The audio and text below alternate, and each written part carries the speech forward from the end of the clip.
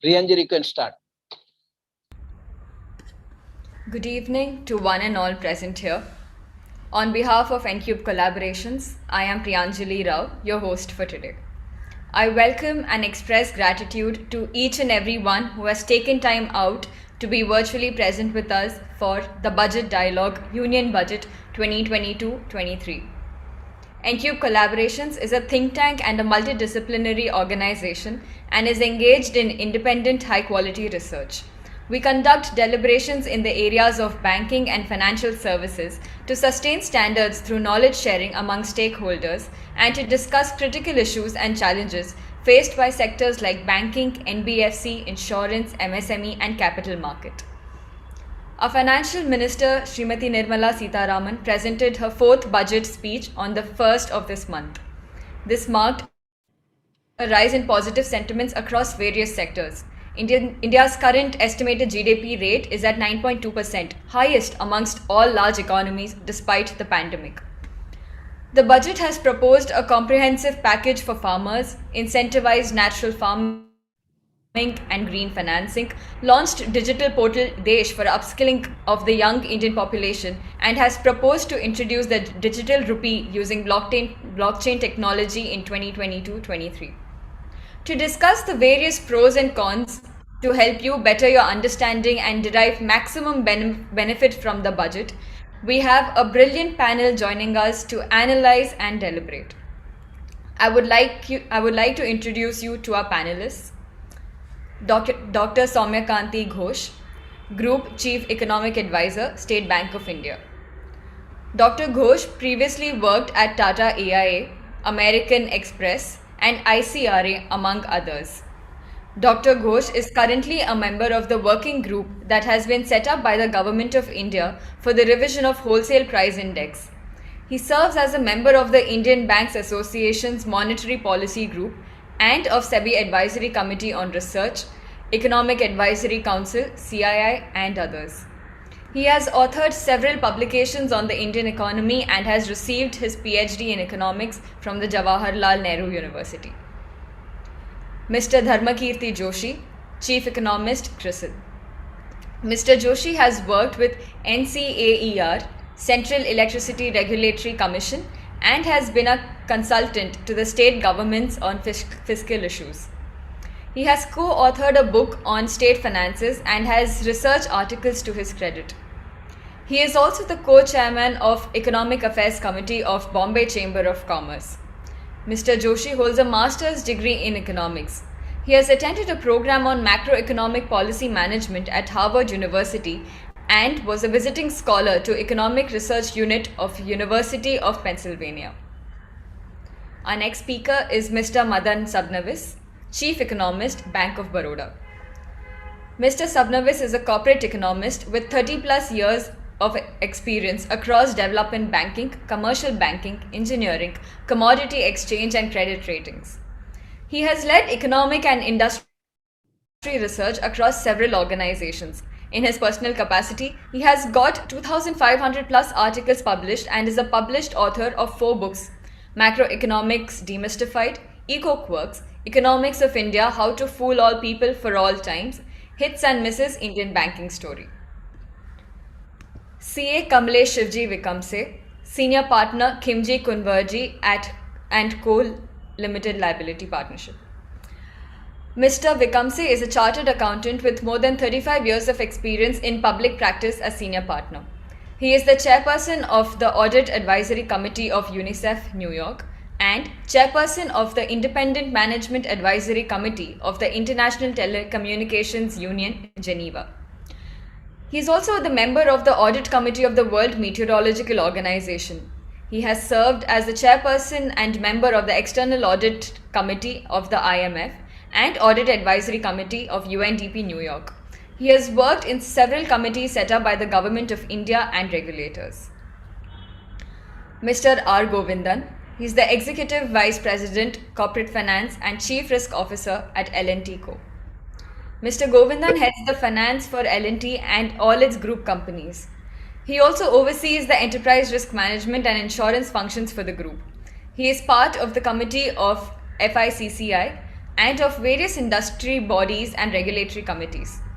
He has led many landmark transactions in capital market and M&A for L&T Group. Mr. Probir Roy, he's the founding independent director at Nazara Tech NSE, serial entrepreneur, co-founded Paymate. Mr. Roy is a serial entrepreneur. He is currently associated with 2 unicorns. He has been board director in MNC and private companies. He has also held leadership positions in DAE and MNCs as head, VP, CTO, CEO, COO. Mr. Roy is in the board of the World Association of Small Medium Enterprises and is president and founder trustee of India Excellence Forum, a non-profit in the area of skilling, health and well-being. Ms. Lakshmi Iyer, President and Chief Investment Officer, Debt, and Head Products of Kotak Mahindra Asset Management Company, KMAMC. Ms. Iyer heads Fixed Income and Products team at KMAMC. She has been with the organization for over 20 years. Prior to joining Kotak, Ms. Lakshmi worked with Credence and Analytics Private Limited as a research analyst. She holds an MBA degree in finance from Narsimunji Institute of Management Studies. Our last speaker for today is Mr. Satyabrata Mohanty, Senior Portfolio Manager, Aditya Birla Sun Life AMC Limited.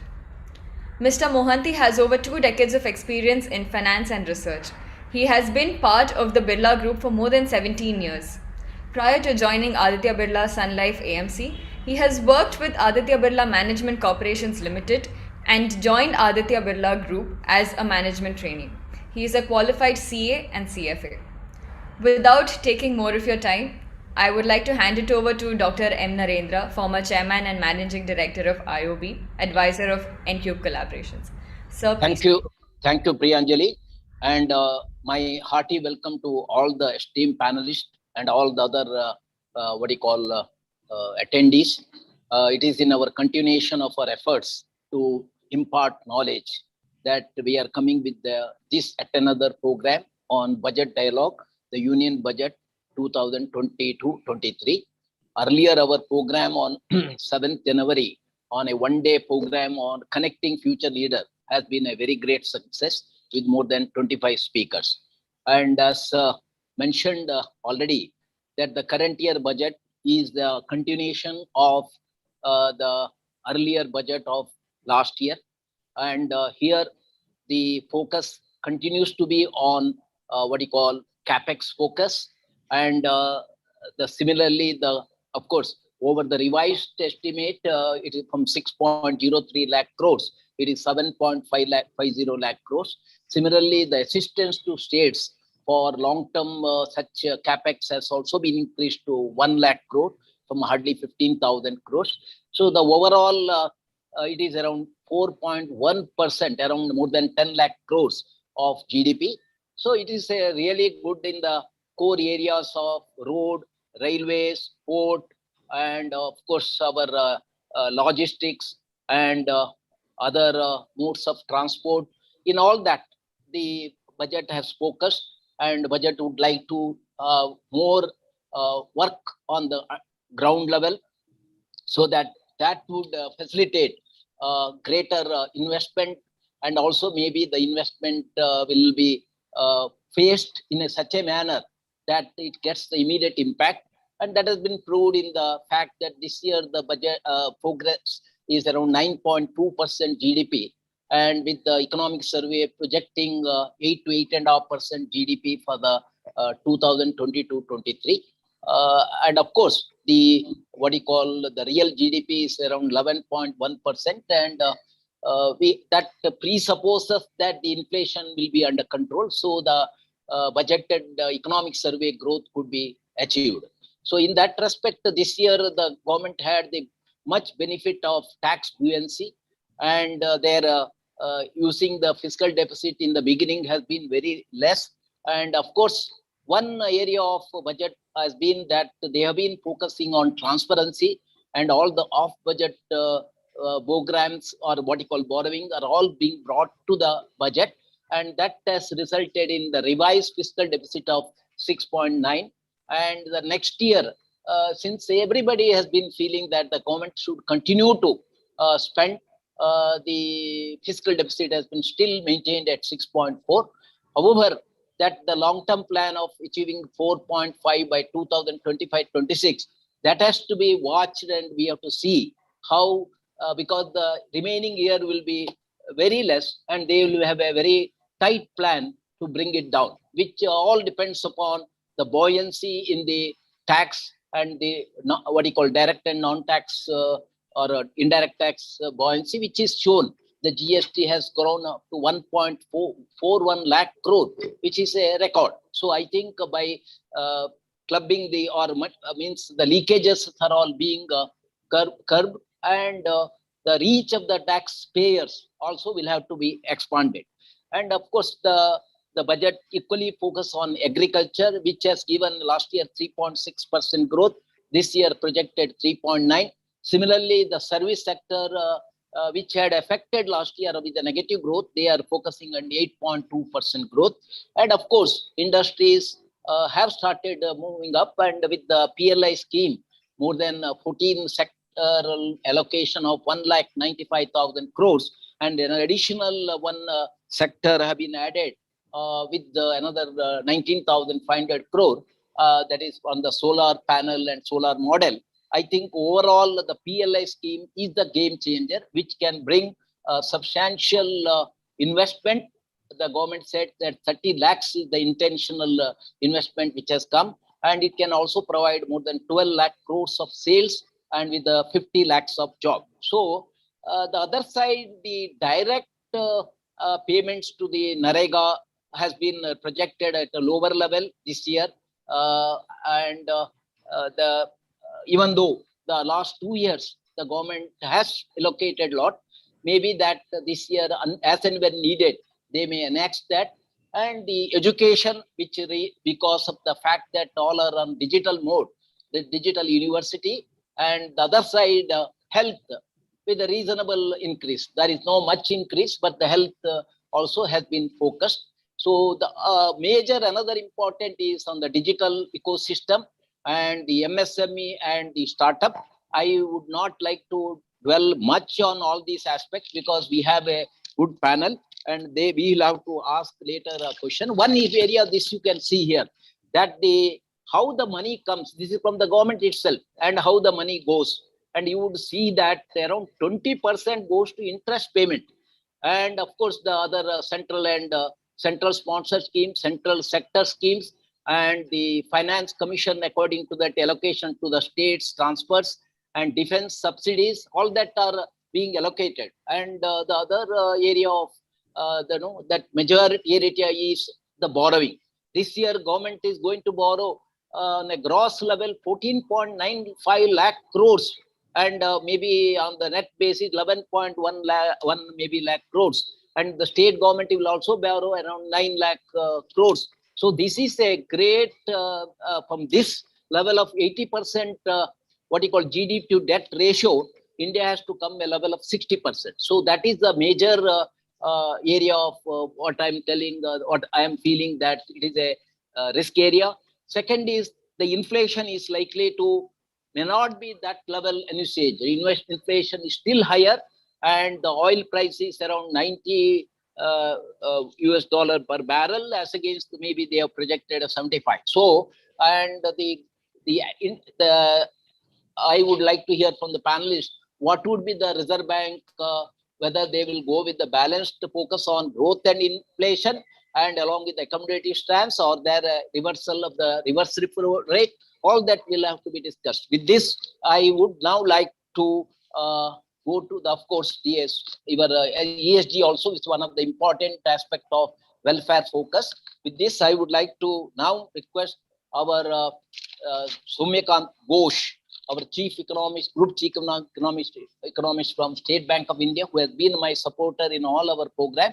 And they have brought out a very detailed report. And we have also received a lot of articles from Soumyakant Ghosh. So, sir, from the overall context, and what are your takeaway from the budget? How do you see this budget is likely to change the way of growth of India in the long run, as it is being talked from the current 75 years to 100 years?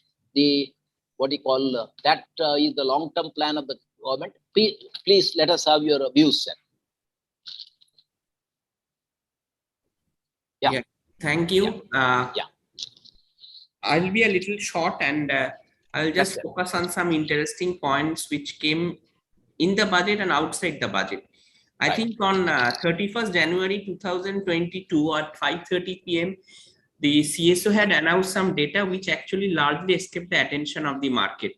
One of the data which came out, I think, and that data actually, that's why I am talking about this data, because this data is a projection for the future. That data talked about what was the breakup of household financial savings in 2020-21. As all of you know, that there has been a lot of discussion about household debt exploding in the years of the pandemic. But in the data which came out, it showed that the household financial savings had in fact jumped by 7.1 lakh crores in 2020-21. The 21-22 data is not available, but trends show that the data has continued to increase, even though not at the pace. And the household financial liabilities only increased by 18,669 crore. While there may be of course some analysis saying that this is two Indias, that's one part is growing, other part is falling. But let me tell you that if you look into the tax data also, 90% of the people who pay taxes in India have taxable income less than 10 lakhs, and only 10% was above 10 lakhs. That was in 2019, and I don't think that this is going to change. So it is always the case that the top 5% or even less percent of the population drives growth in India. In pandemic, of course, the household income has been impacted, but I think that the significant growth in gross financial savings augurs very well for the growth of the financial markets. That's why the financial markets have been continuously on the upswing. There has been some adjustment in the last couple of days, or maybe in the last month or so, because of the US Fed rate hike and other things. But I can tell you that the retail participation in the household market has now become a self-fulfilling prophecy. And this has also helped the corporates to increase their IPOs, the promoters to bring in some money into the stretched corporates, the corporates to deliver. So the stage is actually now set for a better 5 years investment cycle. So this is the good thing which has happened, and this was one of the behavioral changes during the pandemic, which will serve as in good state. The second important thing, which is also very important, and that also had a bearing on the inflation numbers, is that if you look into the change in private funnel consumption expenditure data, that number declined by around 2.83 lakh crores in FY21, which increased by 10.4 lakh crores in FY20, and that was also in a year of slowdown. So basically, there has been an impact on consumption, but you know that the Out of this consumption, the increase in food and alcoholic beverages, which was on a declining trend priorly, had actually increased by 3.5 lakh crores in FY21. It also increased by 3.6 lakh crores in FY20. And the spending on clothing has declined by 1.4 lakh crores. Transport actually crashed by 3.3 lakh crores. Restaurants and hotels by 1.3 lakh crores. And miscellaneous goods and services by around 45,000 crores. So all this talk says that actually this also helped the inflation numbers to moderate significantly. Inflation numbers to actually stay in the range of RBI. Some of the numbers were a little unfavorable, but what happened is that people who are staying at home were eating foods, and they were also on a lighter side. All of a lot number of men were actually posting photos on the social media saying that they are cooking food. So we can have a discussion on that, whether that is good or bad, or that is adding to GDP. But the good thing is that actually this was also a change in behavior that happened in terms of cooking of foods by the men, and also this led to an increase of food expense, increased expenses on foods. And since services were completely closed down, that did not contribute to any inflation. So actually the inflation numbers could have been even lower if, as you know, in US, in India, we follow a fixed price index. Not like that developed economies where we follow a variable weights index as in US. But so if we have computed the inflation based on the change consumer preference number, the inflation would have been lower because the food would have taken about a significant higher proportion.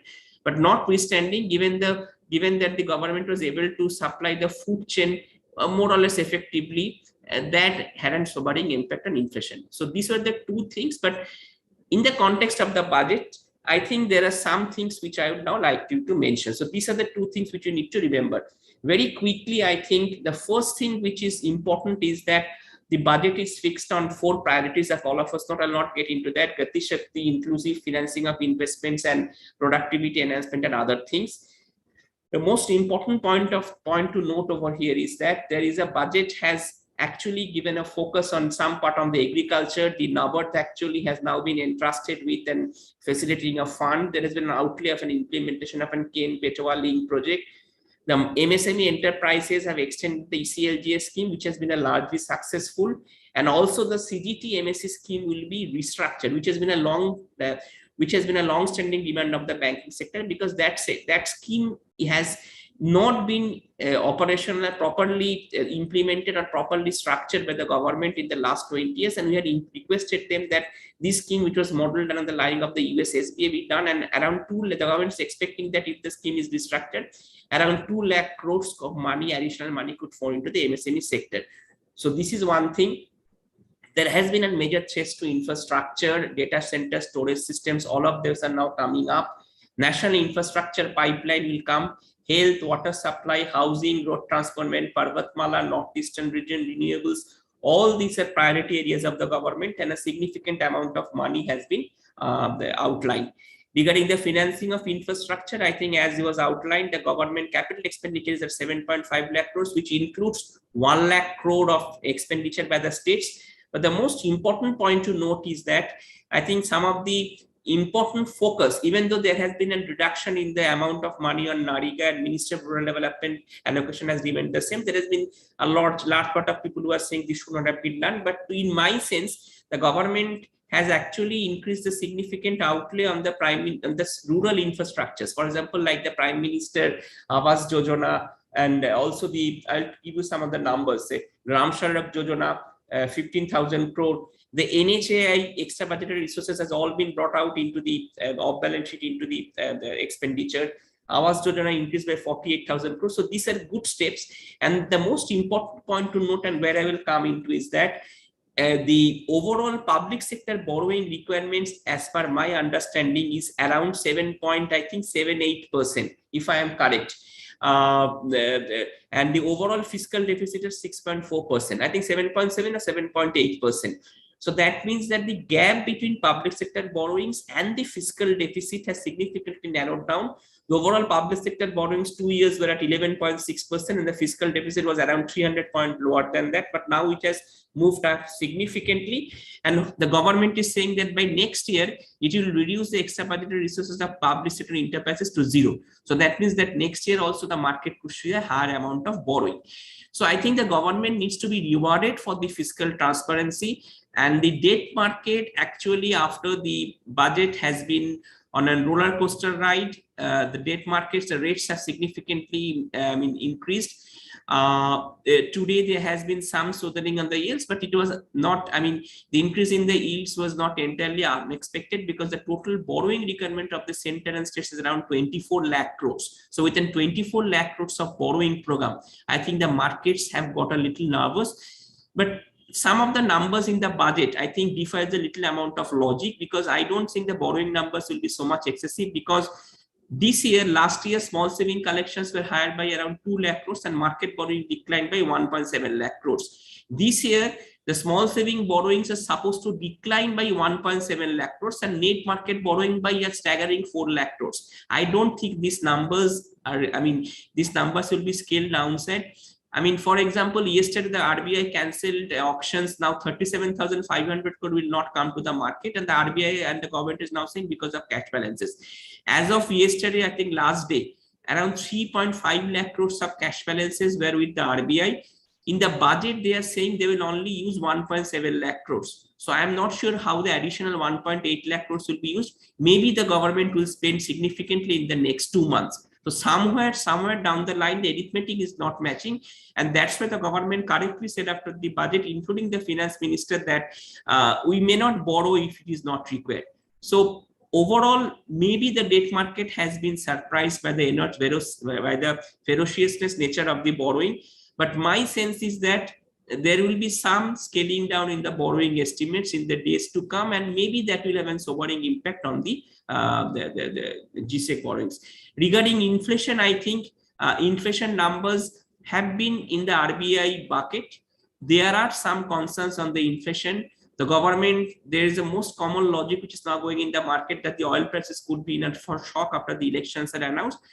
I cannot comment on that, but I can say that there is a threat to the inflation trajectory. But as of now, if the food prices continue to be well behaved, I can tell you that some of the numbers, inflation numbers, may be a little bit awry, but overall it will largely range within the RBI target of 4 to 6%. And the RBI also, and there has been now demand in the market that the central bank needs to increase the reverse repo rate, whether in the MPC meeting, outside the MPC meeting, that's a choice of the central bank. But given the fact that the TREPS rate and the call rate have already moved from lower levels, there remains little justification of keeping the band wider, because that is leading to a significant volatility in the market. So that is one thing. So you can expect some amount of adjustment in the reverse repo, maybe by the entire 40 basis points within the next 2 months, because that will do little harm to the market as all rates have adjusted. So this is one thing. The other important thing is that I think the LIC, the disinvestment is a very important thing for the government. I hope it goes through, and if it goes through the fiscal numbers, one important point number I actually want to show is that the fiscal numbers for this year is actually very much conservative. For example, if I look into the overall revenue receipts which happens during the last 4 months of last 3 months of any fiscal year, if I look at the historical trend for the last 4 years, that is around 34.4%. And if you look into the revenue received this year, which is budgeted to come as per the revised system, the number is only 16.6%. So it is unlikely that its number will be 16.6%. It should be much higher than that. If it is higher than that, then the fiscal numbers of 6.9%, which the government has said will happen this year, will be on the lower side, and that will give some soothing estimates again to the tax revenue numbers next year, because next year the total tax buoyancy is estimated at 0.9. This year it was 1.4. So again, I think the government has decided to promise lower and deliver more. If that is the motto, I think that then these numbers could be a surprise for the market. And the final important thing before I close, I think there has been also a talk in the budget, for example, gross tax revenue is supposed to grow by 9.6% this year, as against 24% last year. Similarly, corporation tax is 13.4 as against 38.7% last year. Income tax is at 13.8, which is almost half of this growth this year. So I think all tax numbers next year looks conservative. If it is so, I think next year fiscal numbers just set at 6.4% could be lower, and this year's 6.9% could also be lower if the government doesn't suddenly decides to spend significantly in the next 2 months. So these are some of the finer prints in the budget. So overall, I think the budget numbers are pragmatic, reasonable. The arithmetic is fine. And the borrowing numbers maybe is on the higher side. It could be scaled down later, and that could lead to a sobering impact on the debt markets. Inflation, I think, could be an Achilles heel for the RBI, because some of the inflation prints may not be as good as we maybe anticipated. But as of now, if the food prices are rightly behaved, I think by simple arithmetic, the inflation trajectory should continue to remain on this side, because we have, and in the Indian context, I think there has been talks that the headline inflation, the headline goes towards the core, and if the core stays at 6%, I think, as I said, the inflation is going to move up high. But whether it will be significantly high, that's a matter of debate. And I don't see RBI in any move to raise rates, at least in the second half of this fiscal year. And finally, I think there has been a talk of the digital currency, which has been going to be introduced by the RBI. I think the digital currency, the RBI has not taken control. There could be two types of digital currency, as all of us know. One could be the wholesale retail, the other could be the wholesale, other could be the retail one. I think maybe the RBI could be thinking in terms of the wholesale one, because if you introduce the wholesale digital currency, that will be directly tied to the bank reserves, and that then the banks actually can take a lending decision quickly, which will have a real-time impact on the economy. The retail one, I think, could be more to an UPI type of transactions. And the government decision also to integrate all the SS accounts, the small saving accounts, which is an account which is a balance of 8.23 lakh crores, 37 crores SS accounts. I think this is also going to have a positive impact on the small savings. So that's why I'm a little bit sanguine that the small saving collections at 4.25 lakh crores maybe on the lower side, and maybe it will go higher, and that will actually put the net borrowing estimates lower. Finally, I think that's I think we have all talked about, when I end, we have all talked about the second wave, which had a devastating impact on the economy. But I think the third wave, the number of cases were consistently 3.5 lakh cases for a significant amount of time.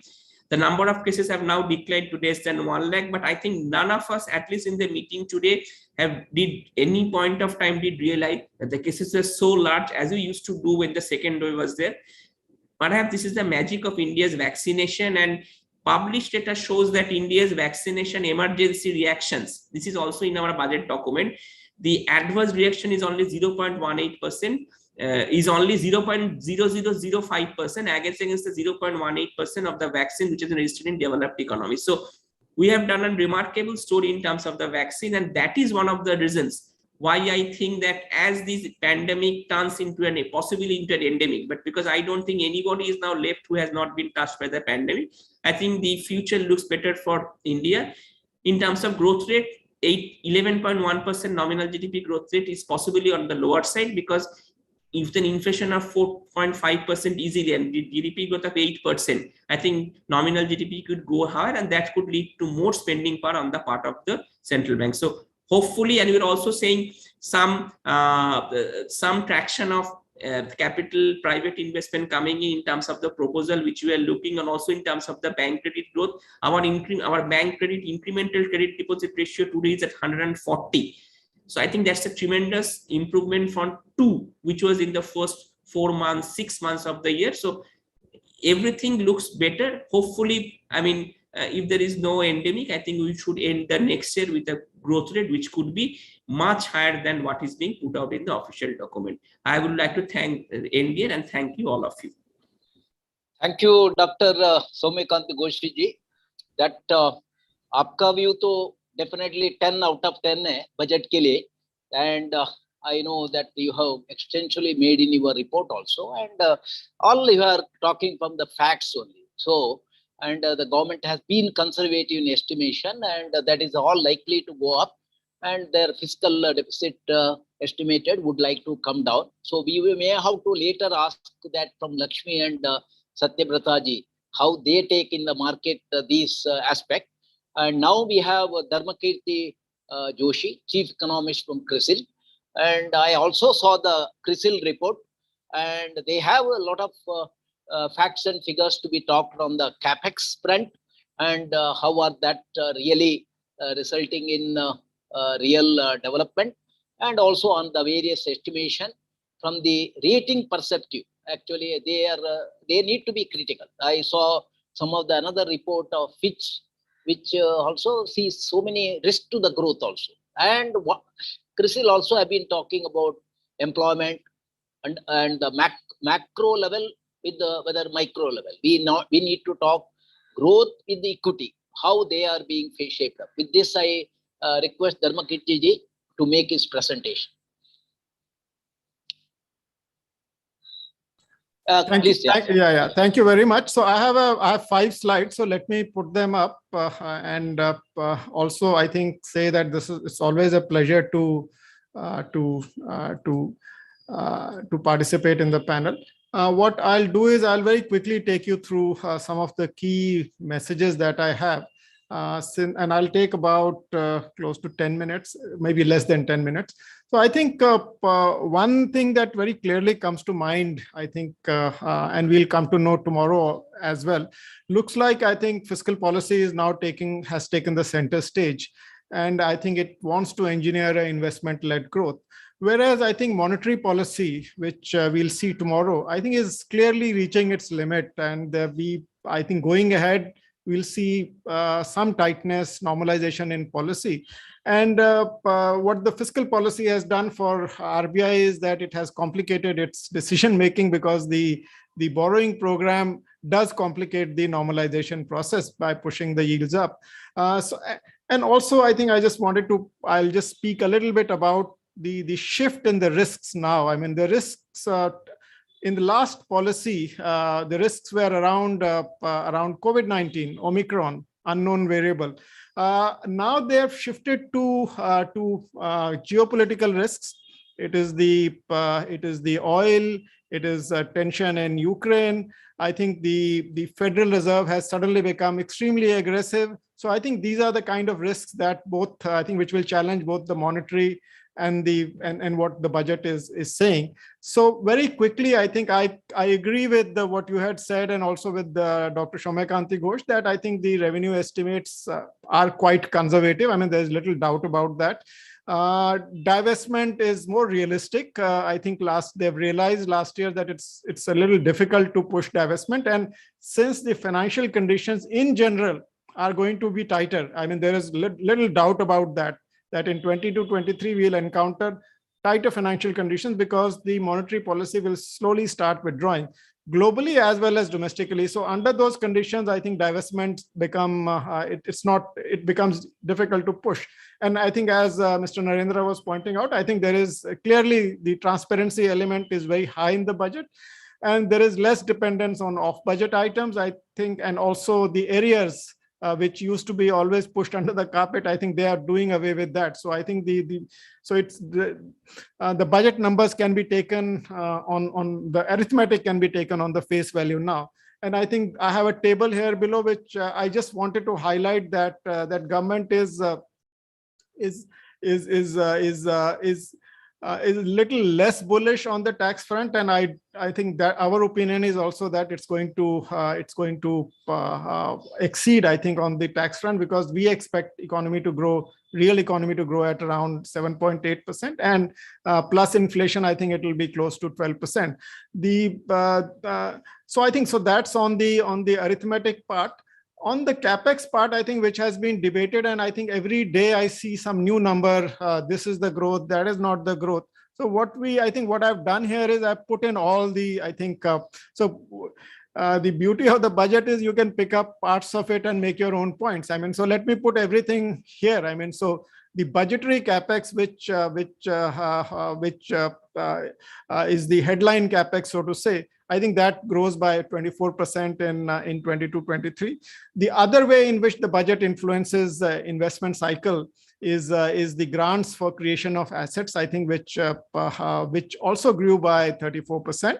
And then I think the third part where the budget also plays a role is through the central public sector enterprises, where actually the capex is projected to grow at a lower rate of, or rather it is expected to contract by 6.6% or 7% if you round it off. Now, I think the reason for that is obvious, that I think some of the entities like NHAI, etc., I think they had borrowed very heavily, and now I think government is trying to make them less dependent on extra budgetary resources, so to say, and more dependent on the budgetary resources. So if you look at, so now what you do is, I think, rather than looking at pieces, I think if we just combine everything together, the budgetary capex, the grants for creation of assets, and resources to the CPSEs, then I think you get the grand total capex increase of 14.5%. This also has an element of 1 lakh crore, which is a little restrictive, but is going towards the states, and I think that it gives states the ability to push their capex ahead, but with conditionalities. Now, what are the lessons from 21-22 which we need to take in mind when you look at 22-23? So the central government will be able to meet its capex targets. I think broadly, I would say, I think there will be a very little slippage. If you look at the numbers which are published on a monthly basis, by November, 50% of the annual capex was done. But by December, it went up to 71%. So what happens is, I think that the capex, typically the spending happens in the latter part of the year. This is despite advancing the date of the budget by a month. I mean, still, I think the revenue, the spending part has not been streamlined. I think one of the objectives of pushing the budget to February 1 was, from March 1 was that they wanted to have enough time to plan and spend properly, I think, but that doesn't seem to happen. That doesn't seem to happen as far as the capex is concerned. I think this is not, this is what the pandemic has done, in fact, is that it has made, I think depending on when the pandemic strikes, I think during that period, the capex gets delayed a little bit. And I think in 2021, we had one wave. In 21-22, we had another wave. And I think in 22-23, we hope we'll not have any wave. I mean, so the capex will probably be smoother. So I'm not worried so much about the central government capex. The worry is on the state capex. Which account for, by the way, almost 2/3 of the capex in India from the government happens from the states. There, I think till December, they've only utilized 43% of their budget. It's very unlikely that they will be anywhere near what they had budgeted for capex. Unlike, compared to that, central government had utilized 71%. So now I think if you look at the overall capex cycle, now what happens to private capex is also critical. Here, I think some steps like PLI, etc., are supporting private capex, but in general, I think the private capex is in a cautious mode, despite having a much better financial profile of large corporates. They can re-leverage themselves to invest if they want to. They are in that position. So I think the corporate sector is primed up for investments. And I think as the situation becomes less uncertain, I think they will also chip in. So there is a good possibility of the capex cycle turning decisively somewhere in 22-23.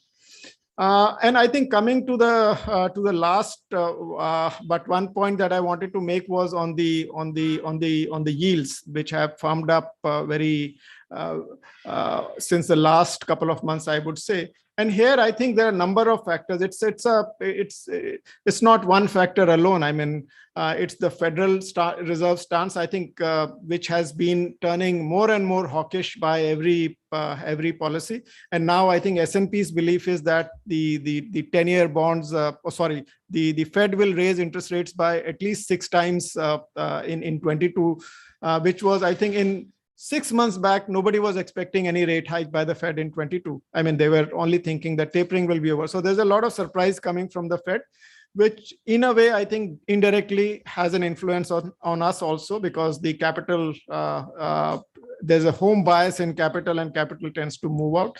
RBI had started its normalization. I mean, we can see in the data that I think they become more tolerant also to increase in yields. Crude oil is very strongly correlated with the 10-year bonds. I think and crude oil is also surprising on the upside. Inflation is always, as Soumya was also pointing out, I think it's always, I think, a stress point. Budget borrowings, I think, added a little bit of fuel to the fire, because this was higher than what market expected. And then finally, there was no step towards government facilitating inclusion into the global bond index, because I think the budget was, I think there was expectation that the budget will introduce some facilitative measure for foreign investors to participate in the government bond market more, and that will further lead to inclusion in the bond index. So there are a lot of factors which seem to be playing out. Now, coming to the risks, I think which coming from a rating agency, I think we always focus on risks. So let me end my presentation with the 3 risks. One is, I think, the abrupt changes in the Fed stance. Now, compared to 2013, we are much better placed. The external accounts are stronger.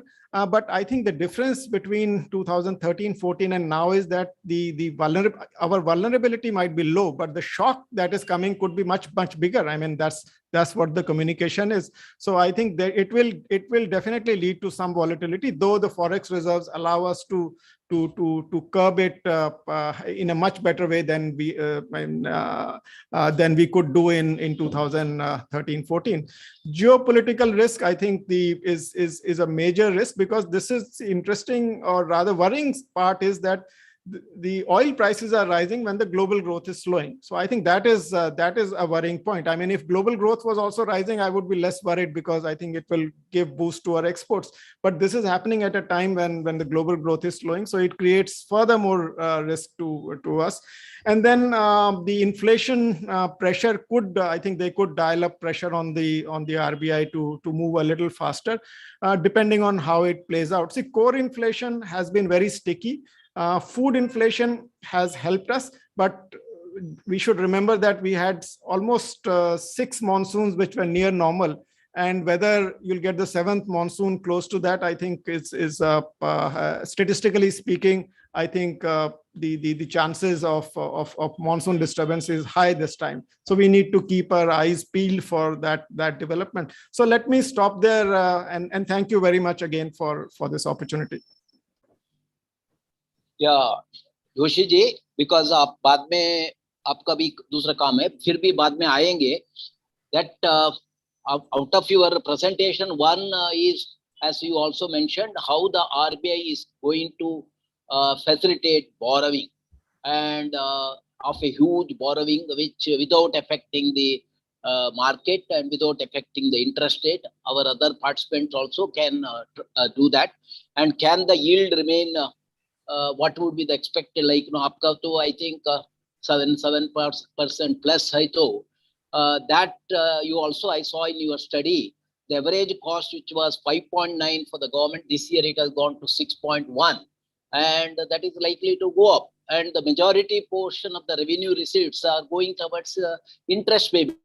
So the government, I think, yeah, please. No, you are right. I mean, that will lead to further crimping of spending on social infrastructure. Let me put it. Physical infrastructure we are doing in any case, but I think health, education, and other things also take the beating.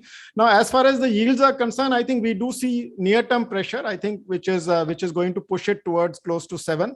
And then I think towards the latter, I think towards 22, 23, The second half might see somewhat slower inflation, because I think the hope is that the geopolitical risk would have subsided by then, and the global economy would have slowed, so commodity prices would have also softened. China is anyway, I think, is slowing very fast, so it is the only country that is cutting rates right now.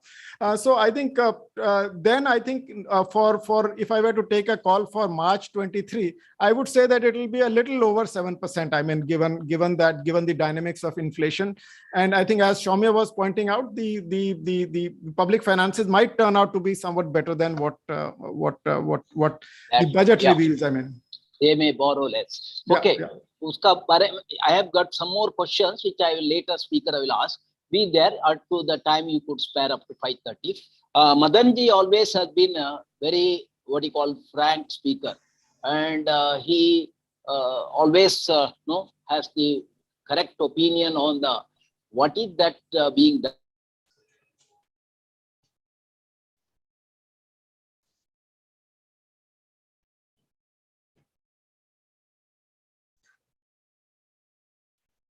I think we're not able to hear Mr. Narendra.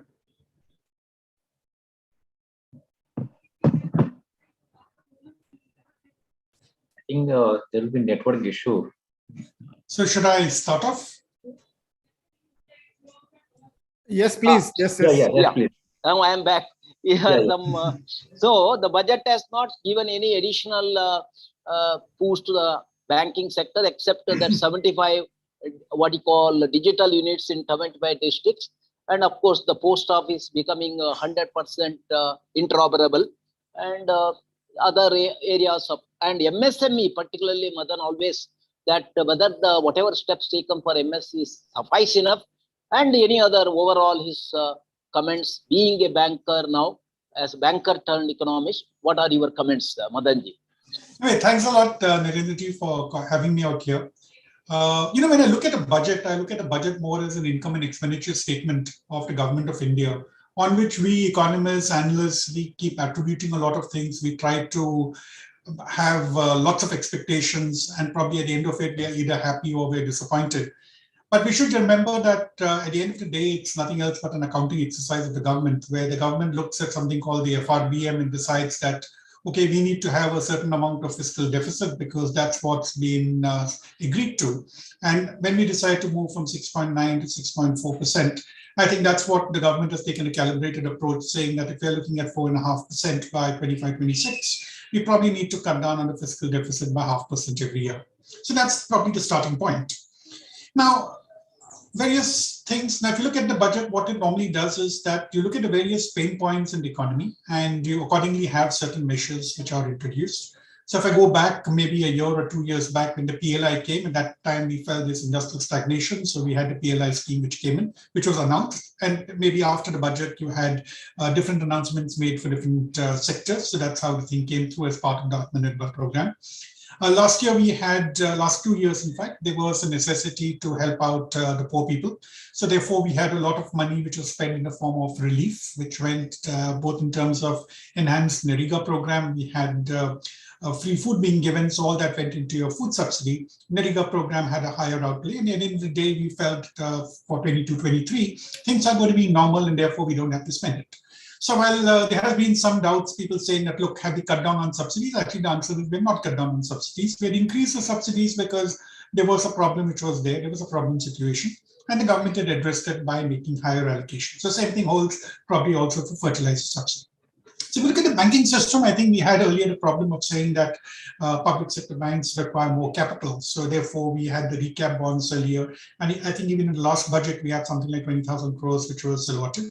But now today with the Reserve Bank of India and the FSR saying that banks are very well capitalized. So obviously there was no need for banks to be capitalized, and therefore there were no expectations of any allocations here. Similarly, we had this problem of bad banks saying that what are we supposed to do in terms of addressing the issue of NPAs. But a bad bank had been announced last year. It has also taken certain shape. And just a couple of days, I think, before the budget, it was announced that a certain amount of loans were going to be purchased by the bad bank. So therefore, even that issue was sorted out.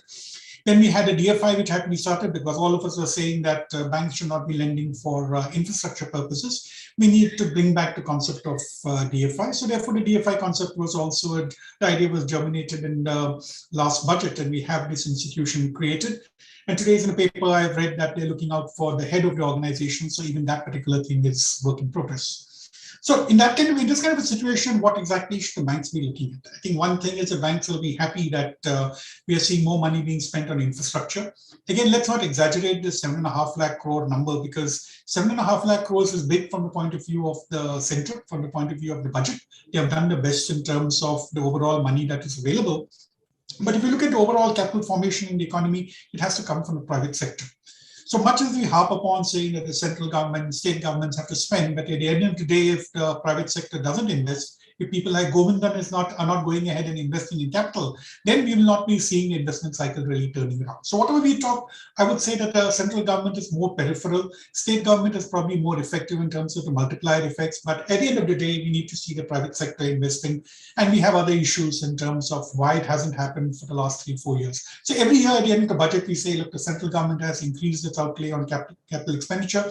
At the end of the year, we say, look, the investment is still stagnant, it's come down. And the reason is simply because the private sector is not coming, because there's not enough demand. Demand is not there because there's not enough income, there's not enough jobs. And then we go tangential discussing about whether employment has been created or not.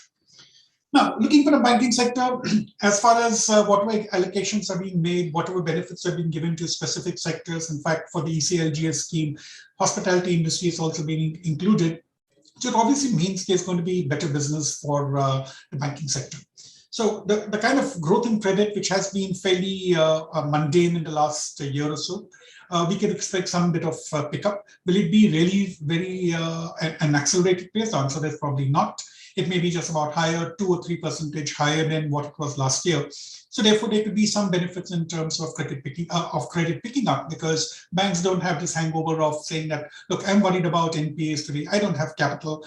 Okay, you have the capital, you don't have the NPA issues. So today, if there are good projects which come, then there could be an opportunity in terms of business.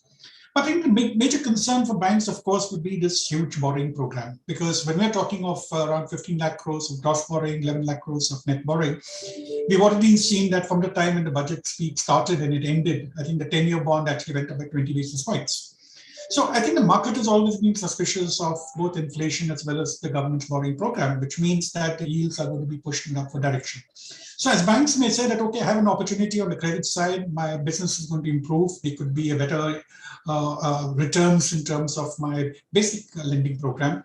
But I think the kind of benefits which banks had in terms of the MTMs for the treasury income, I think that's something which could probably be taking a beating right now. So it's on balance, I think banks will have to be a bit cautious, knowing very well treasury gains may not be there, whereas the regular business of credit would definitely be better than what it was last year. And accordingly, they will have to manage their balance sheets and P&Ls. Now, in terms of the bond yields, we do think that by March, based on what, of course, the RBI says, because I think the markets are really crazy. I think everybody goes on the basis of expectations.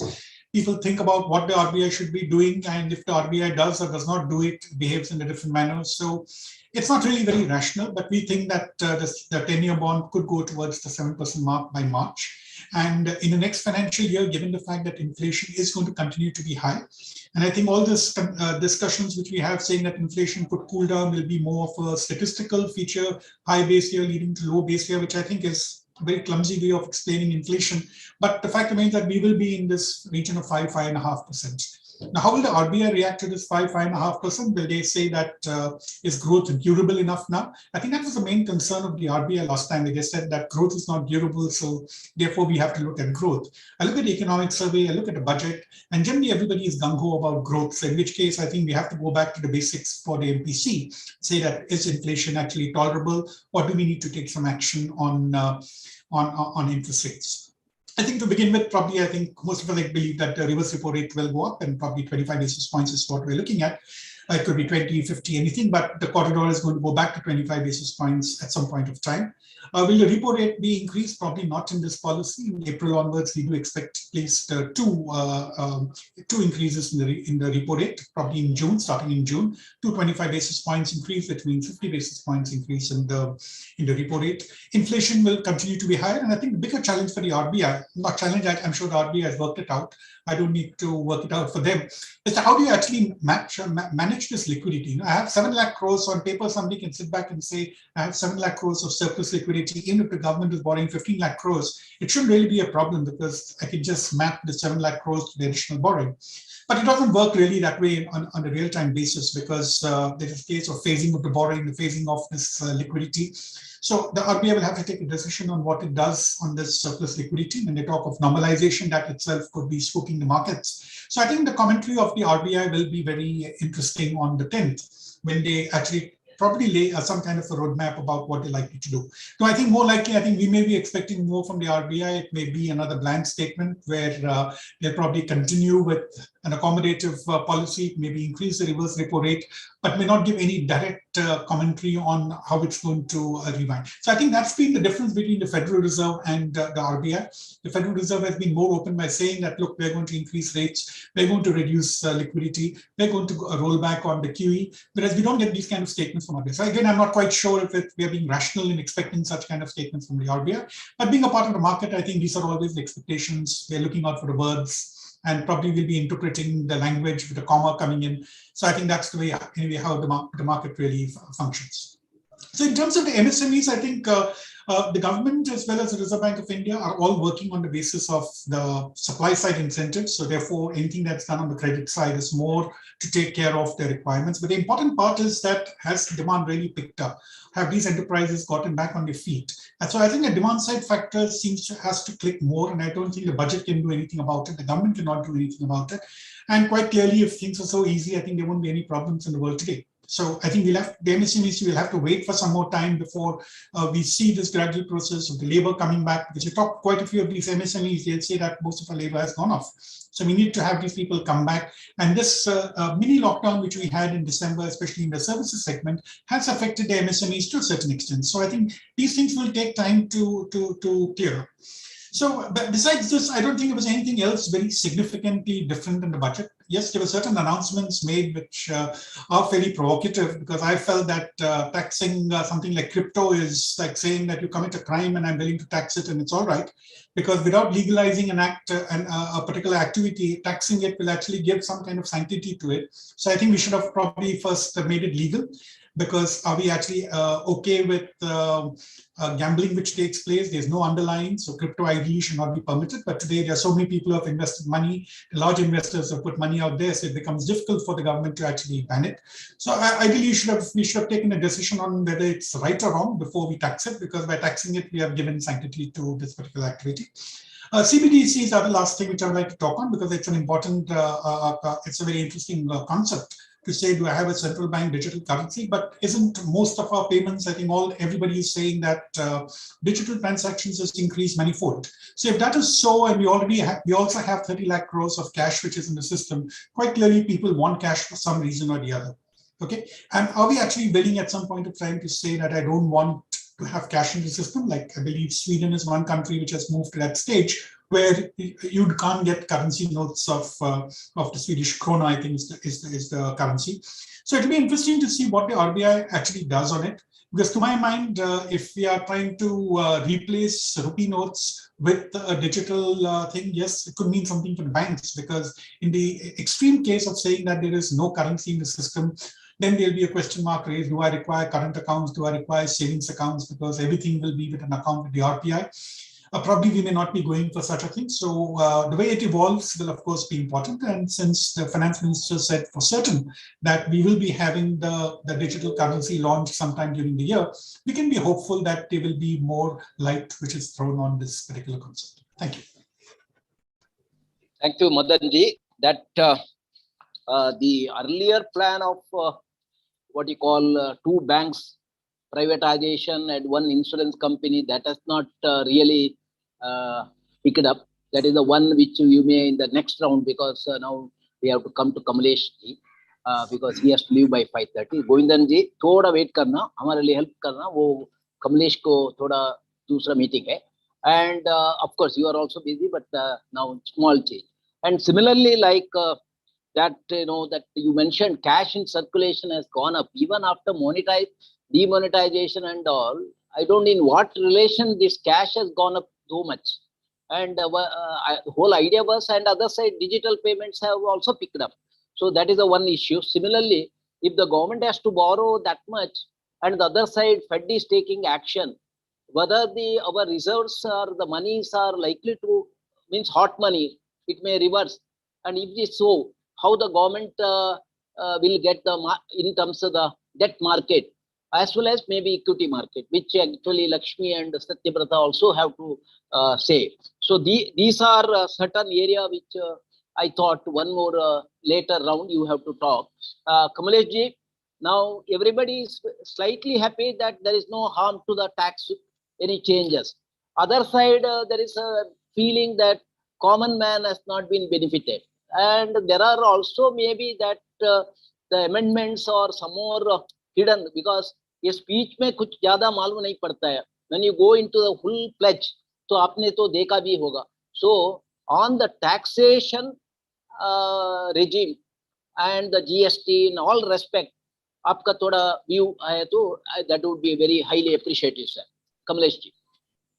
Yeah, thank you, Dr. Narendra. Yes, sir. Team panelist.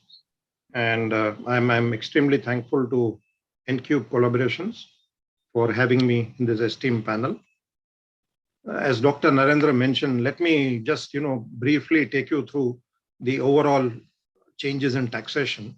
And as Madan very rightly pointed out, that budgets, a few decades before was a very, very big event. We all used to wait with, and watch for what kind of, policy announcements, what kind of tax changes were being made.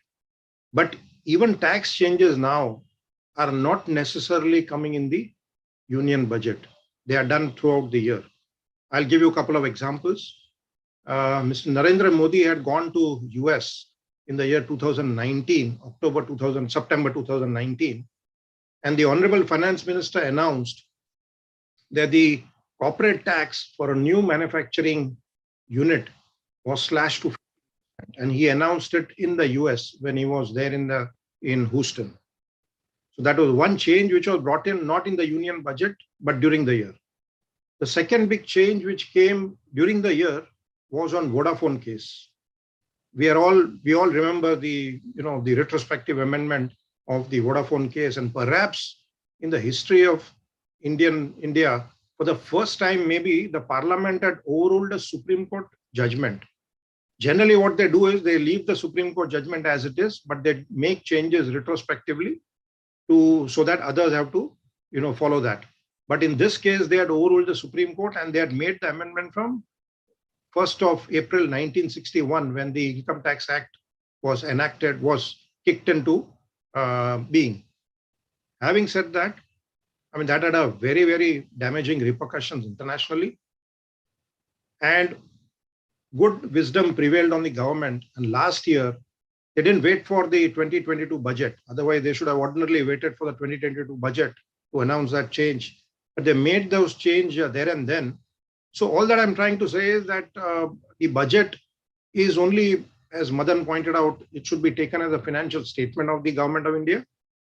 And the reforms keep coming, and it's not necessarily that all reforms are announced at one shot in the budget. Having said that, let me just bring out some very big time, macro things on taxation. Of course, I won't be able to cover everything given the time, but I'll cover very broad points. Number one, the tax rates have been kept stable.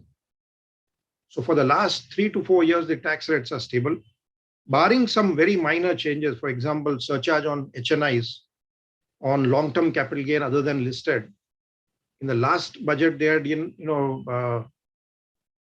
the surcharge to 15% for dividends and for long-term capital gain on listed securities. Now, this year they are saying that all long-term capital gains will suffer a tax rate of 15%, surcharge of 15%, and not 37 or the higher surcharge, which is announced in the last budget. Coming to cooperative societies, they have slashed the minimum alternate minimum tax, which is same as MAT, minimum alternate tax. They have slashed the rate from 18.5 to 15% to bring in line with the corporate MAT rate of 15%. Now, despite this stable tax regime, there's a tremendous buoyancy in tax collections, as has been mentioned by the panelist who spoke before me. That is an extremely good sign as far as tax collections are concerned. And let me point out that to that, there are 2-3 macro level big changes which are addressing the structural changes of plugging loopholes. One is digitization. The tax administration has been digitized completely, and the pace at which digitization is taking place has increased. In fact, one of the schemes which was announced last year was on the faceless assessment. So your interaction, the citizen of this country don't have to go to income tax office if a notice is served on the income tax, on the SSC, but has to digitally upload all the documents which are required, including the explanations required.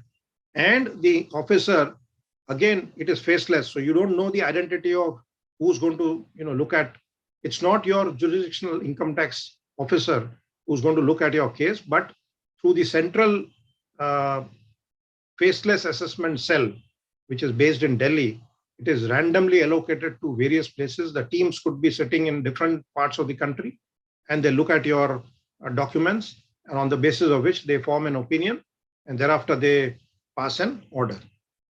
So these are the kinds of changes which have taken place, which have given rise to this buoyancy in tax collections. Again, the digitization of the income tax database is so high, and the data analytics, they put in actually a private firm to do data analytics of the kind of information which they have got. And mind you, they've been collecting this huge amount of data in every return which is filed by every citizen of this country or any entity, that your entire Janam Kundli is with the income tax officer. I mean, you may have done some transaction and you'll be surprised that the transaction would be there on his screen and he can catch you if you have not shown. So my advice to each one of us is that please disclose your complete income when you're filing your returns. What I was particularly happy in this year's budget is that no SOPs were announced,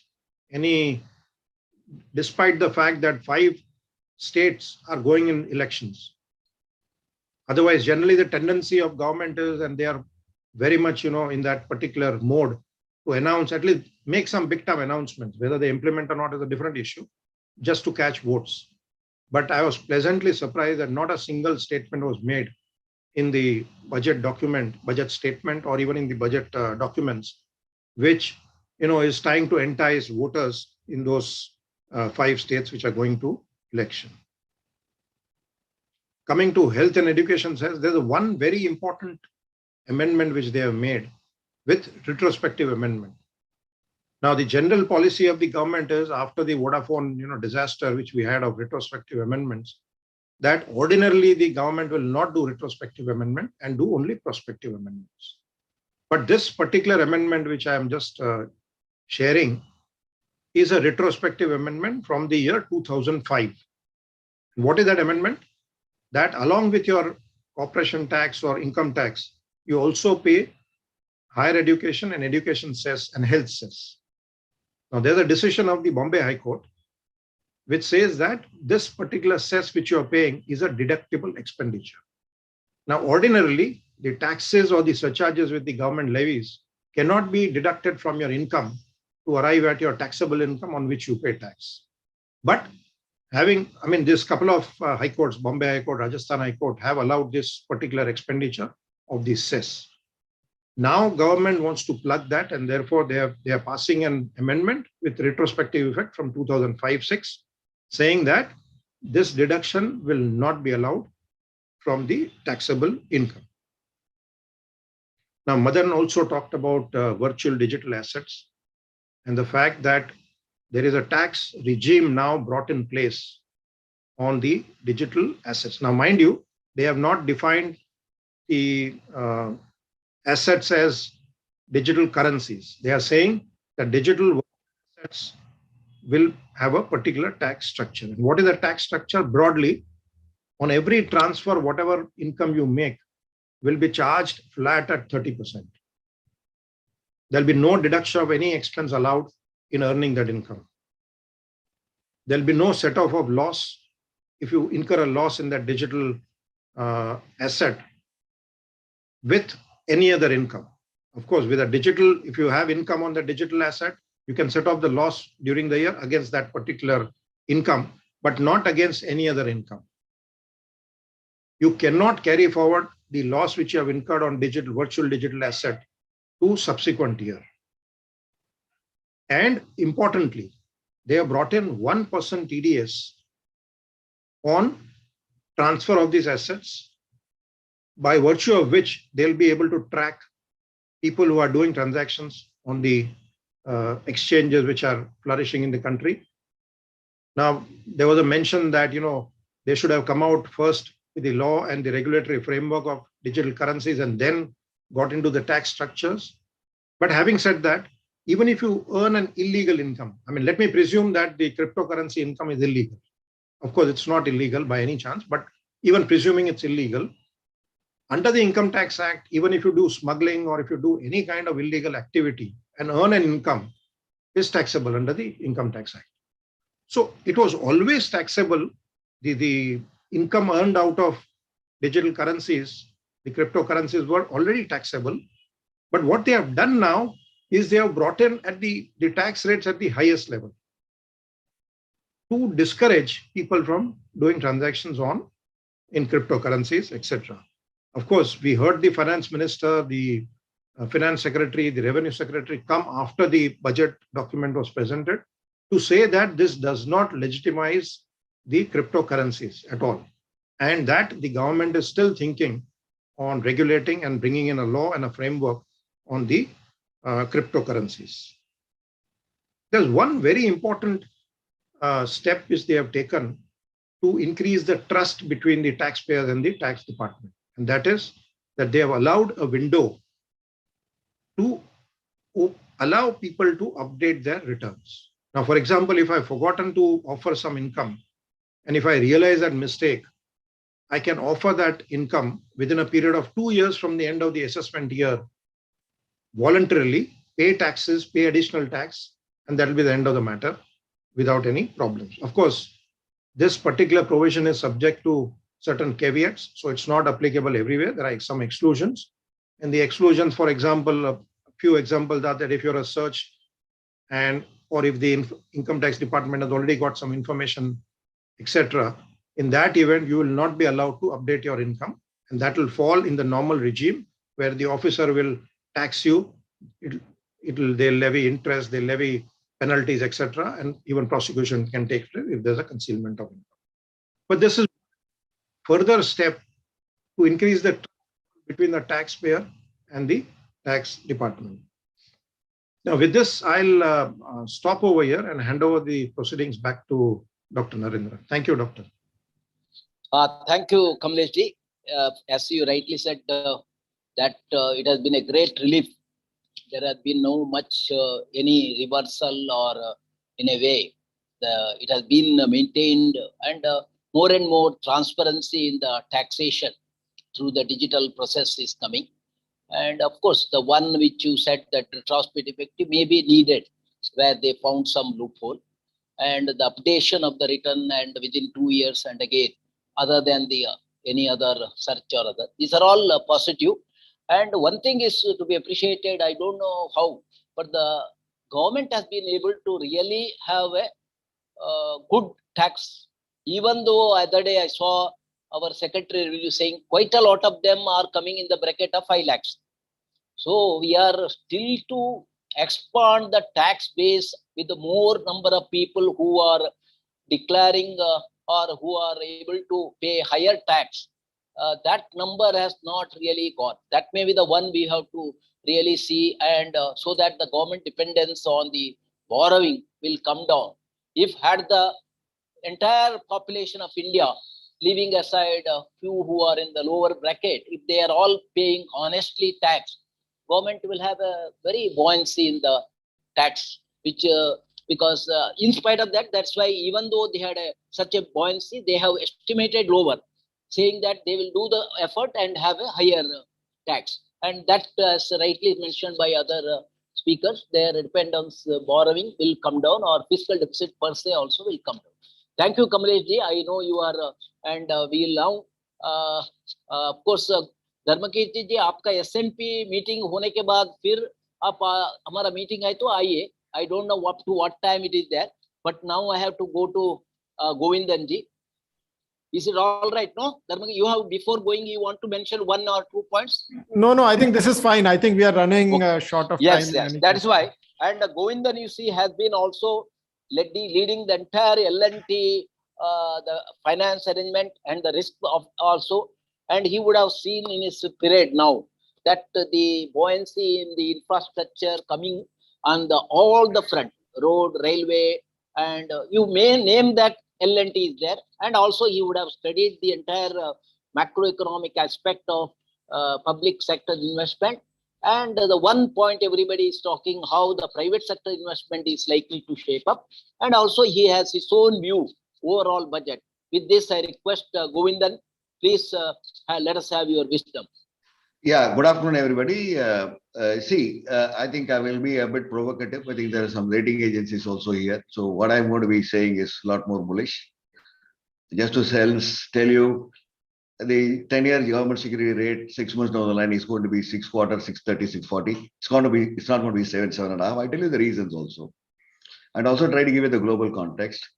There is a severe underestimation of the government budget. Budget is a statement of intent. This budget has been formed over the last 3-4 years. The NIP framework, so many things have happened. It's only a continuation budget. So a lot of transparency and all has come. This year, the tax revenues are under budgeted by at least 2 lakh crores. This year, I'm talking about budget estimate 22. What a government is going to have 2 lakh crores. It's not accounted for in this thing. Next, I tell you, basically, even when the budget was presented last year, the Nifty EPS were at 450, 475. Right? We got stuck at that 450, 475 EPS for the Nifty companies for the last 7-8 years or so. We broke out of the range to 700 or so this year. So no wonder the corporate tax has gone up by 45%, right? And the Nifty assessment for the next year, we expect it around 830 to 840 range. So 830, 840 over 700 will give you something like 18 to 20%, right? So tax revenue is going to grow at 20%. 13.5 is bullshit. Okay. That is where the cash is going to come from. Income tax also is going to grow up by something like 17 to 18%. Definitely. They have taken some 13 and all that. And even GST collections, we expect 7,000 crores per month extra from what the government has taken. So net, you're going to have money which is carried forward from this year, 2 lakh crores, and next year, at least 4 lakh crores. So the extra borrowing program and all of that, I think government has been extremely conservative, rightfully so. So it is not really a problem. It's not really a big deal. Okay, this is one. So the 7 lakh crores capex, the extra money what they are getting, they can reduce the borrowing program, they can spend in capex. Some revenue flexibility also will be there. It's going to be pretty flexible. And you also have to look at this fiscal deficit in the context of what's happening in the world. I don't think we are fair to either the Indian government or to Reserve Bank. When you look at what's happening outside, let's look at what's happening outside. The Federal Reserve balance sheet has moved from 5% of GDP in 2000 to 16, 17%. It had gone up to 25% and reduced around 17% or so by before the pandemic. It has gone to 33, 34% today. Okay. They are buying government security in hordes, right? The European Central Bank, the amount of securities they are holding has gone up from, it has crossed 75%, right? They're holding government security of all forms. They had a European crisis, they built it up, and post-COVID, at least 25% of GDP they have done. What has RBI done? We have done 5 lakh crores additional. Out of the total balance sheet of RBI, 15 lakh crores is your government security as of now, right? We added 5 lakh crores during the pandemic period. Earlier, it was 10 lakh crores. 10 lakh crores is 4% of GDP. I'm for removing the foreign currency assets and all of that because that is more for country security purpose. I'm looking at what is the support they are providing to the economy. Foreign currency asset is only helping the exports side, and the security of the country is getting better. If you look at the domestic assets, the government security is hardly anything. It is at 15 lakh crores is 5% of GDP. 250 lakh crores is the nominal GDP. It's just about 5.5%, 6% of GDP. Other countries are holding 35, 40, right? RBI just has to announce 2% of GDP I will buy this year, 2% of GDP I will buy next year, which will be 5 lakh crores each for 2 years. So and they can always monetize it. They can always do VRR, or they can sell short-term security by long. RBI needs to buy duration, right? So this whole, let me use the word a bit provocative again, a bogey of fiscal deficit and all that is not correct. If you look at the countries which have done 10% of 15% of GDP, Germany has done 15% of GDP, France has done 15% of GDP. We have done 1%, right? So the government and the RBI have been very, very conservative in dealing with it, looking at the issues that are happening everywhere. Outside world, Western world, they are worried about Japanification of the world, right? So even if you look at inflation, India inflation is all coming from international inflation. I have done the maths. 2019, the prices, if you take, and you take the prices of now, the money printing, so much of liquidity, it is liquidity plus the fiscal support which Western world has provided. Of course, short-term problems of that supply chain, it has increased the prices. People were not able to spend on services. People just bought free money. People bought goods like crazy, right? They couldn't spend money on travel. Free money was there. So the price obviously has gone up. Supply chain has gone up. The international import price of what India imports has gone up by 40%. So if you have a current account deficit of $22 billion a month, it's actually only 13 billion. 8 billion is the extra price you are paying for all the international goods which has happened. So there is no current account deficit problem in India. We are not over consuming more, right? Whatever assessment we have in the last 15 to 20 days only, the real estate prices, new home sales in real estate prices have gone down by 20% in US, 15 to 20% in Europe. If you look at the lot of other surveys on the European continent, the supply chain part, as the problem is getting reduced. So what I'm saying is the international price of goods and services will come down. I have factored in the Nifty EPS of 840, 30% drop in the commodity earnings this year, right? So there is no problem about, India is in a much better shape and you have got the ability to grow. The Western world obviously is slowing down. They're worried about Japanification. They already did. See, even without the pandemic, they had 18% of GDP in US because of the financial crisis. They never got out of the crisis in terms of support to the economy. 18% of GDP. It used to be 5% in 2000, 4% in 99. 4 they increased to 5 because of Y2K problem. The Nasdaq went up. Y2K didn't happen. They removed that from 5. They tried to go back to 4.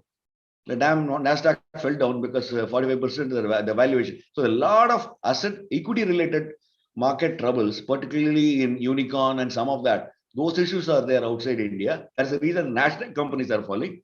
Banking sector is not falling, collapsing. Lots of other real economy who have real earnings, there are no problems. Even for Indian assets, they're all earning. If you look at banking earnings, they're fantastic, right? They've done exceedingly well, right? Given all the pandemic and given all of that stuff, I think they've earned, they've cleaned up the books, right? We walked into the crisis with good balance sheet. RBI stroke government didn't overextend their balance sheet. They didn't provide support of 10% of GDP. Government said 10% of GDP, but they're all guarantees and the government GSAP money, whatever RBI was doing, they added that also. That is not really, it's not a fiscal side at all. They had to they had to equal that 10% GDP number which Western world is doing. They said that only 1%, 2 lakh crores is what they have spent extra, right? Given all that, India is in a great shape. So to say, and look at, let's go to the state government. So revenues in central government is understated severely this year and next year put together. State government, let us go there. What has happened till 2019? If you go over to pre-pandemic level, the only 3%, 3.5% of GDP is to be the borrowing of states, right?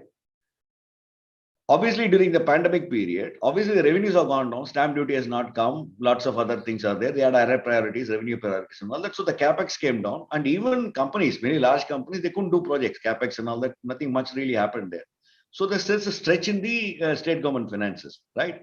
But if pandemic is going to go away, if the revenues from the real estate sector has picked up a lot, so revenue buoyancy is going to be there, and the transfer which they have provided 1 lakh crore and 70,000 crores is an underestimate. I think they can do a lot more. They can do a lot more, and even the state government will be a lot more buoyant. So the state government capex broadly will be back. I think the pandemic has affected the state governments a bit more. I think obviously revenue expenses have gone higher. They have to spend on pandemic. They have to do all of that. So if you look at it from a distance, they'll look pretty fine as long as the pandemic doesn't come.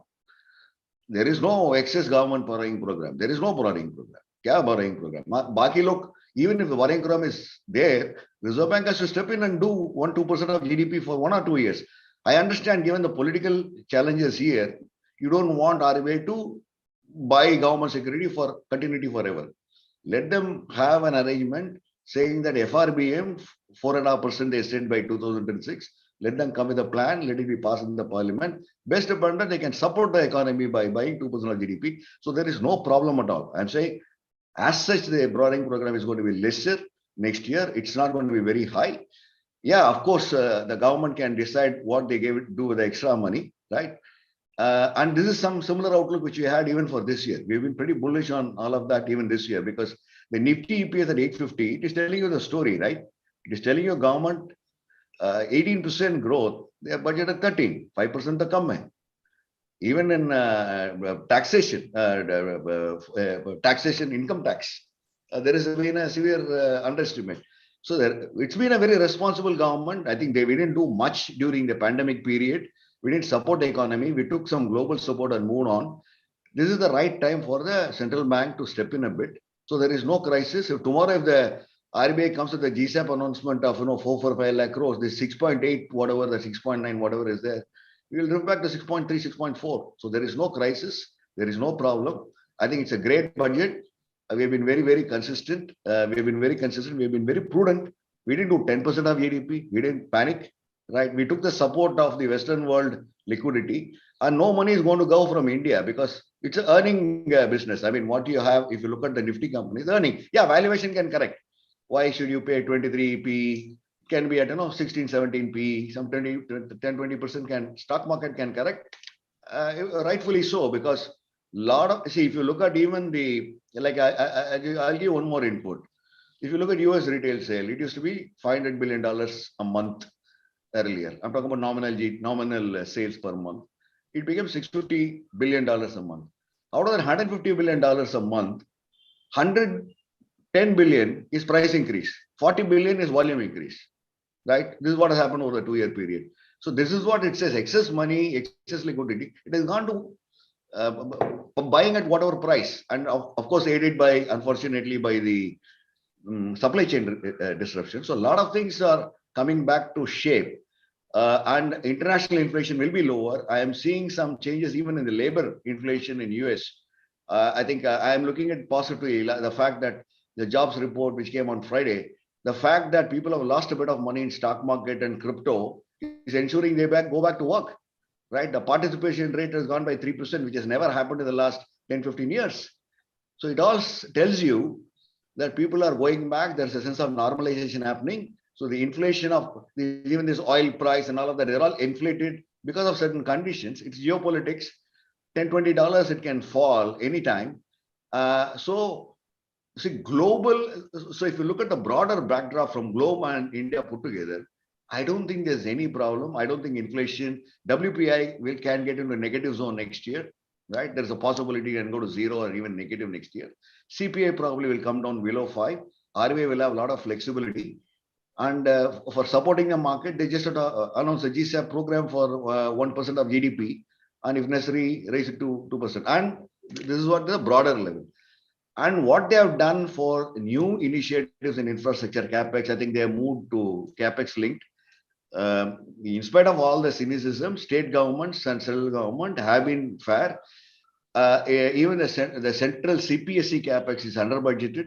I can give you an example with one of the conversation I had a couple of days back with the central public sector undertaking. They were looking at 50,000 crores of investment. It doesn't even come in the budget, right? It is only a data they are giving.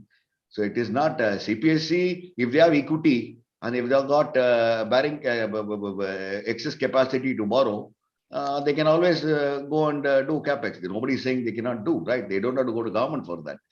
So the one company only is talking about 50,000 crores, right? We are talking about all the companies put together 2 lakh crores. So everywhere there is a lot of conservatism, right? I don't think the problem is real. Internationally, stock prices can fall. Yeah, you have to be ready for it. Some outflows can happen from India, but it's only a valuation game. It is nothing really dramatic. Only NASDAQ has to probably correct some more, right? And even US growth, if it is going to be lower, you don't have to do 8 rate hikes and 10 rate hikes and all that. It's going to be, you will have something like, even at the end game, 1 year down the line, US rates may be at 1% only, even after a couple of years. And the balance sheet, which is at 33%, may come to 27, 28%. It is not going to below 20 for at least 10, 20-year period. So this is my overall comment. So life is good, sab acha hai. Not a problem. Okay. I wanted to. Ray Govindanji, really, you being a big treasury man also, and seeing the market very closely also, and being a corporate executive, you would have to really have this what you call very positive outlook, and that is visible from the corporate now in terms of financial performance, bottom line improvement, and the cash position. So this is the best period for all corporates and of course others also to make investments in India and take full advantage of the government various measures, and government has been mentioning that we would like to see as much opportunity for private sector, and they are very clear of that. So Govindan जी, आपका दूसरा area में थोड़ा बाद में आते हैं. I know that हमारे Lakshmi ji and Satyavrati also are slightly time factor. We are slightly, but now meanwhile I have to ask Praveen Roy.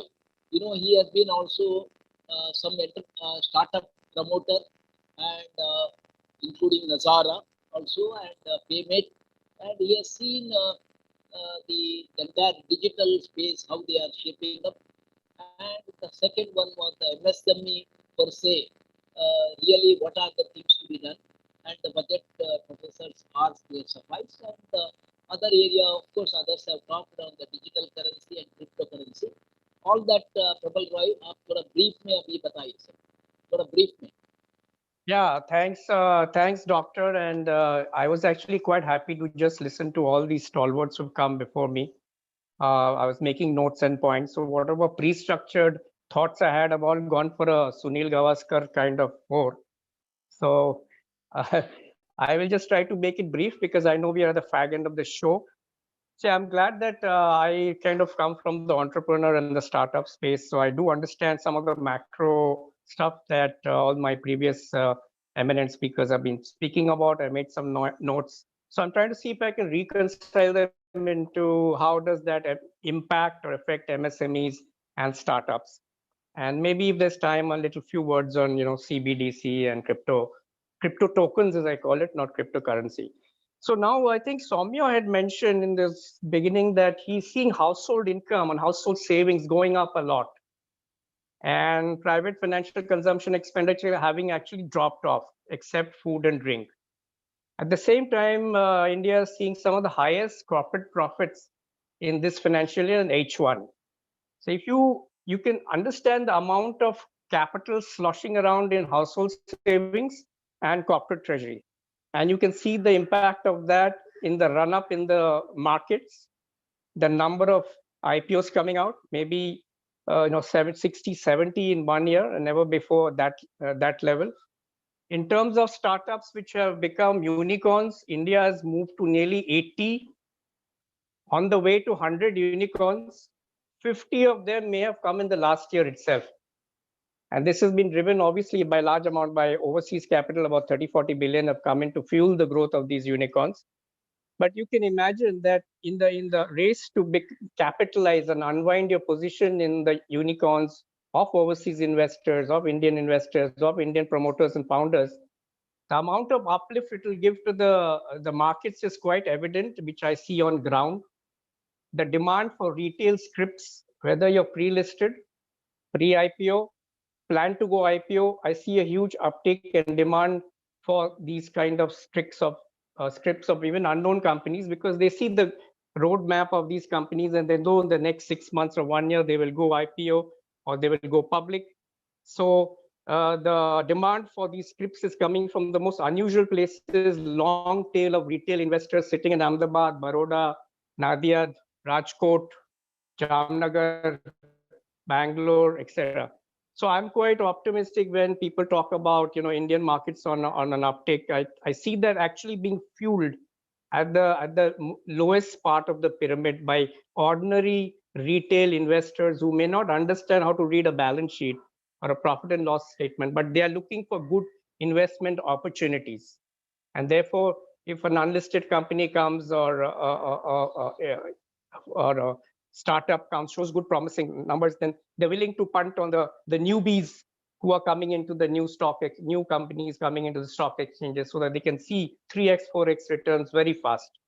Now, having said that, also let's match it or map it with revenue buoyancy. Now, obviously, with the taxing of cryptocurrencies, one is that, see, nobody has said it's illegal or legal. And taxing something doesn't put it in the bucket of legality as I understood. If you all recollect, betting, gambling, horse racing, online gaming were also at one point of time sin type of activities, and they were taxed at the highest. So also cryptocurrency coming in now is being taxed at 30% plus obviously some surcharge on that or cess on that. So we have been through this. Esports, fantasy gaming, card games, all have become from borderline legality to legality in some states. So it offers government a good avenue of revenue. Now people say that cryptocurrency holdings in India are something like 400,000 crores. I saw a figure, 600,000 crores. Then I see figures which says about 5 to 6 million people hold cryptocurrencies. Then I see another figure saying 100 million people have cryptocurrencies. And this numbers, I was looking at it and I saw it's similar to online gaming and betting and card games. We also have 100 million people online playing cards, online betting, fantasy sports. That cohort is the same number. So obviously, when you're taxing and you're putting a high enough tax on that, forget the legality or illegality of that.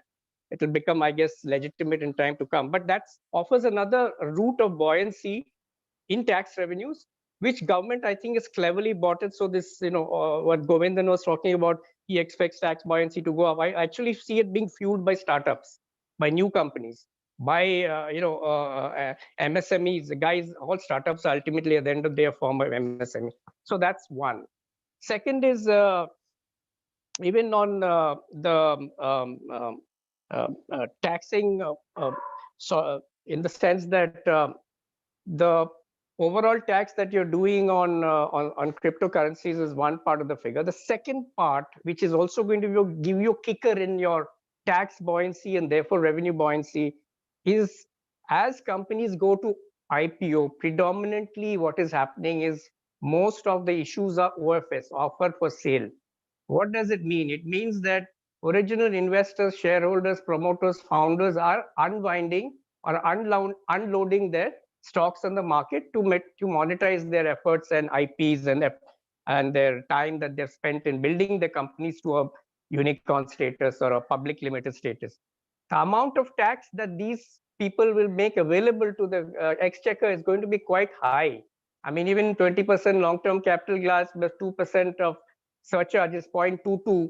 The amount of buoyancy, the elasticity of revenue on account of, say, 60, 70 companies going IPO and founders and original shareholders unwinding their positions will give a big boost to the revenue direct tax buoyancy part of the thing. So these are invisible revenue buoyancy elements I'm seeing. One is cryptocurrency, tax on that, and one is the unwinding during IPOs of through OFS. Many people are just doing OFS. They are not putting primary capital into the company. That will be in phase 2. Right now, they're unwinding their positions as the investment cycle time of their overseas LPs are hitting their 5-year, 7-year marks. I think most of you would already know that, but I'm seeing that going to happen in the next year or so with another 30, 40 companies. Already in this quarter or this half, another 5, 6 companies in in technology, and startups will be hitting the markets. So these two, I think, are very positive trends. And just to, I don't want to be too optimistic or too sanguine, or neither do I want to sit on the fence and be neutral. But I think from a startup MSME point of view, I always say, and Dr. Narendra would know it, that while Nehru said that public sector would be the commanding heights of the economy, I think, and I've always said that, and I believe in the fact that MSMEs are the backbone of the country. You just have to see the math behind it, the number of people they employ, the contribution to GDP, their contribution to exports, their contribution to manufacturing is humongous. Of course, it's spread over 62 million MSMEs, but going forward, you have squeezed agriculture, you have taken as much as you can, it has helped you in bad times.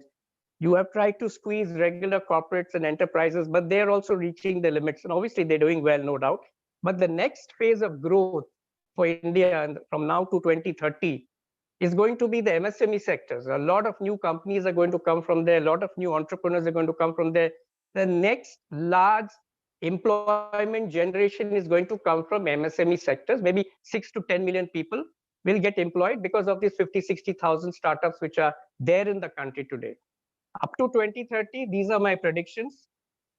There will be 1,000 unicorns in India. And they will employ a pretty large amount of people, which hitherto has not been able to be absorbed by a government and cannot be absorbed by the traditional private corporate enterprise. I mean, so the new employment generation model is going to be MSMEs. The new revenue generation model is going to come from the MSMEs. For that, you have to make things more simpler for them, both from the administrative and bureaucracy side, more from the finance and credit side, credit short-term finance for sustained growth and capital expansion. And third, but not least, is the capacity building side, upskilling of their labor and upskilling of their products and their processes and their production. So these things are the three buckets I see MSMEs going to be play a very important role. And I think somebody said it in the beginning that there's nothing new that I could see in the MSMEs or startups in this budget. But if you look at the last two budgets, it's a continued focus on MSMEs and startups. So whether it's taxation related, definition of MSME, definition of solvency, small things. Slowly they're building up, extension of ELGS, extension of the credit guarantee scheme. All these are small steps which are hoping to give a little boost to MSMEs.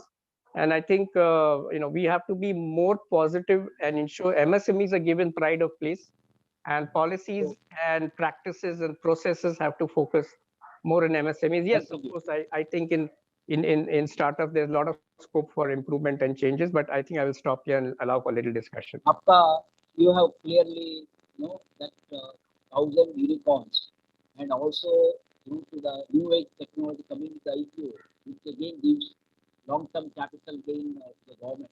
So this, and also employment opportunities and new entrepreneurs.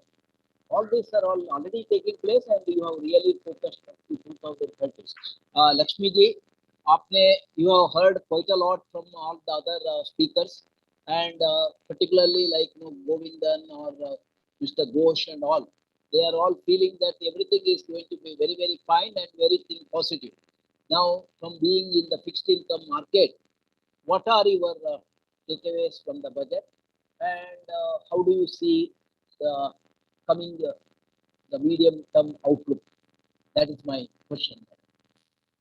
Sure, sir. Good evening to all of you. And I think most of the past speakers who already spoken about the budget and the RBI policy at large have made my job actually a cakewalk. So in some sense, I can just broadly try to summarize and add a couple of things, which were from a practitioner's point of view, what we see from a bond market day-on-day activity per se. So a couple of things from a summary standpoint. Yes, the borrowing extra fiscal deficit or the additional fiscal deficit definitely came as a bummer to the bond markets. So while it did bring, to equities a bit of cheer, to bond markets actually brought a lot of fear. Clearly, RBI has stepped in to assuage the situation. We have seen 2 back-to-back auctions being cancelled. one last Friday where two tenor segments, 5-year and 15-year, the bond auction were cancelled. That gave us strong, I would say, some fillip to the markets. And then yesterday we had a news that the Feb 11th auction will also be cancelled in view of the surplus cash balances with Government of India. What does this mean from a bond yield standpoint? It clearly means that the Reserve Bank of India is not averse to bond yields moving up, but what they seek is an orderly evolution of the yield curve. I think that is very, very important. And herein, I think I would bring in the fear and the paranoia of the markets. At the current juncture, if you look at the swap curve or the overnight index curve, it is actually pricing in almost 100 basis points of rate hike, which means the repo rate, which is right now at 4%, the bond markets are expecting that rate to be at 5% by, say, end 2022. Is that paranoia? Is that normal? To our mind, it seems the former, where there is extreme fear, given the fact that there is going to be week-on-week supply significantly higher than what we are seeing right now. And therefore, the demand deficit, we did not see any material game plan or roadmap for the inclusion of Indian bonds in the global indices. So that obviously was a small negative. Not that FPIs would have started buying from day one, but clearly, if you see the month of January, they were net buyers to the tune of about 4,500 crores. Despite equity markets, most FPIs or the net sales were negative to the tune of over 30,000 crores. But that, as I said, was very short-lived because budget did not show or offer any clarity or a roadmap towards that.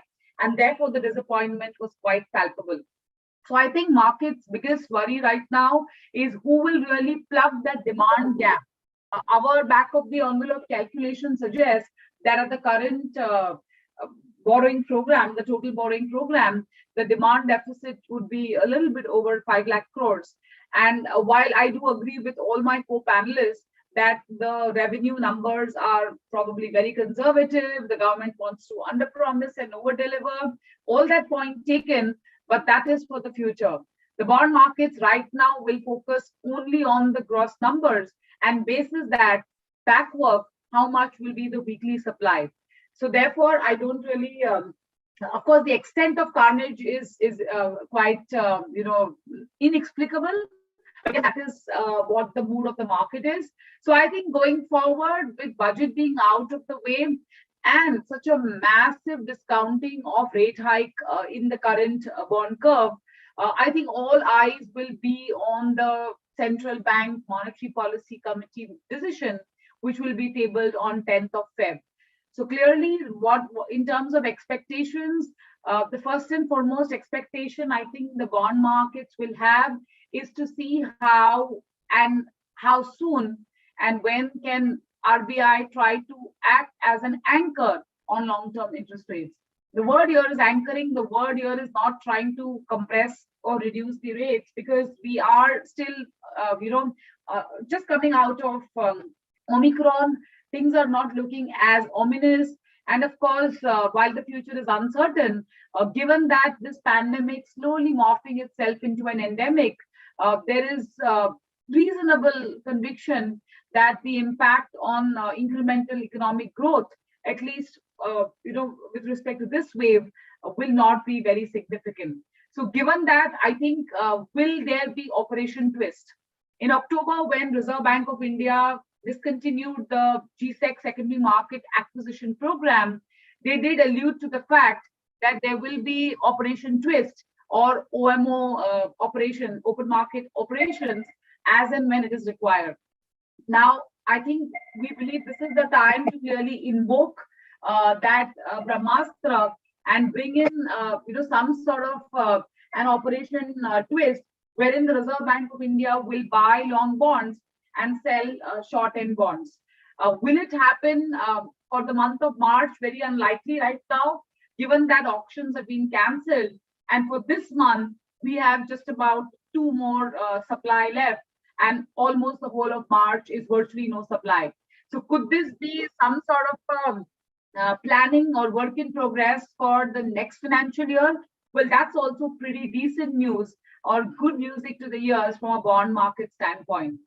Until then, I think from a expectation standpoint, given that this gap is quite wide, and Soumya already has covered that, this reverse repo is now just symbolic, because the variable reverse rate already cutoffs are coming in the vicinity of 4%, which is the current repo rate. So I think it's only fair that we see that number up to 3.75. Any lesser number than 40 basis points on the reverse repo will also mean some sort of a small party for the bond markets, where you can actually see some respite, especially at the short end of the yield curve. No other major surprises expected apart from these is what we reckon at the current juncture. So therefore, it will be more about continuity following the path of what the budget has set. We're not really expecting any significant tweaks either on the inflation front or the GDP front. Lastly, on the liquidity, the normalization process is already underway. You call this stealth tightening. We have seen the yield curve move anywhere between 50 to 60 basis points across the yield curve, and there is no stopping yet. So I think in terms of liquidity, that is only there, that much that the central banker can do. So we're not really expecting a significant suck out of liquidity over and above what we are already seeing, because this seems to be achieving the desired objective. Finally, while we don't do crystal ball gazing from a 10-year perspective, I believe that one needs to be either an astrologer or a liar to be able to get the entire view right. And honestly, I don't claim to be either right now.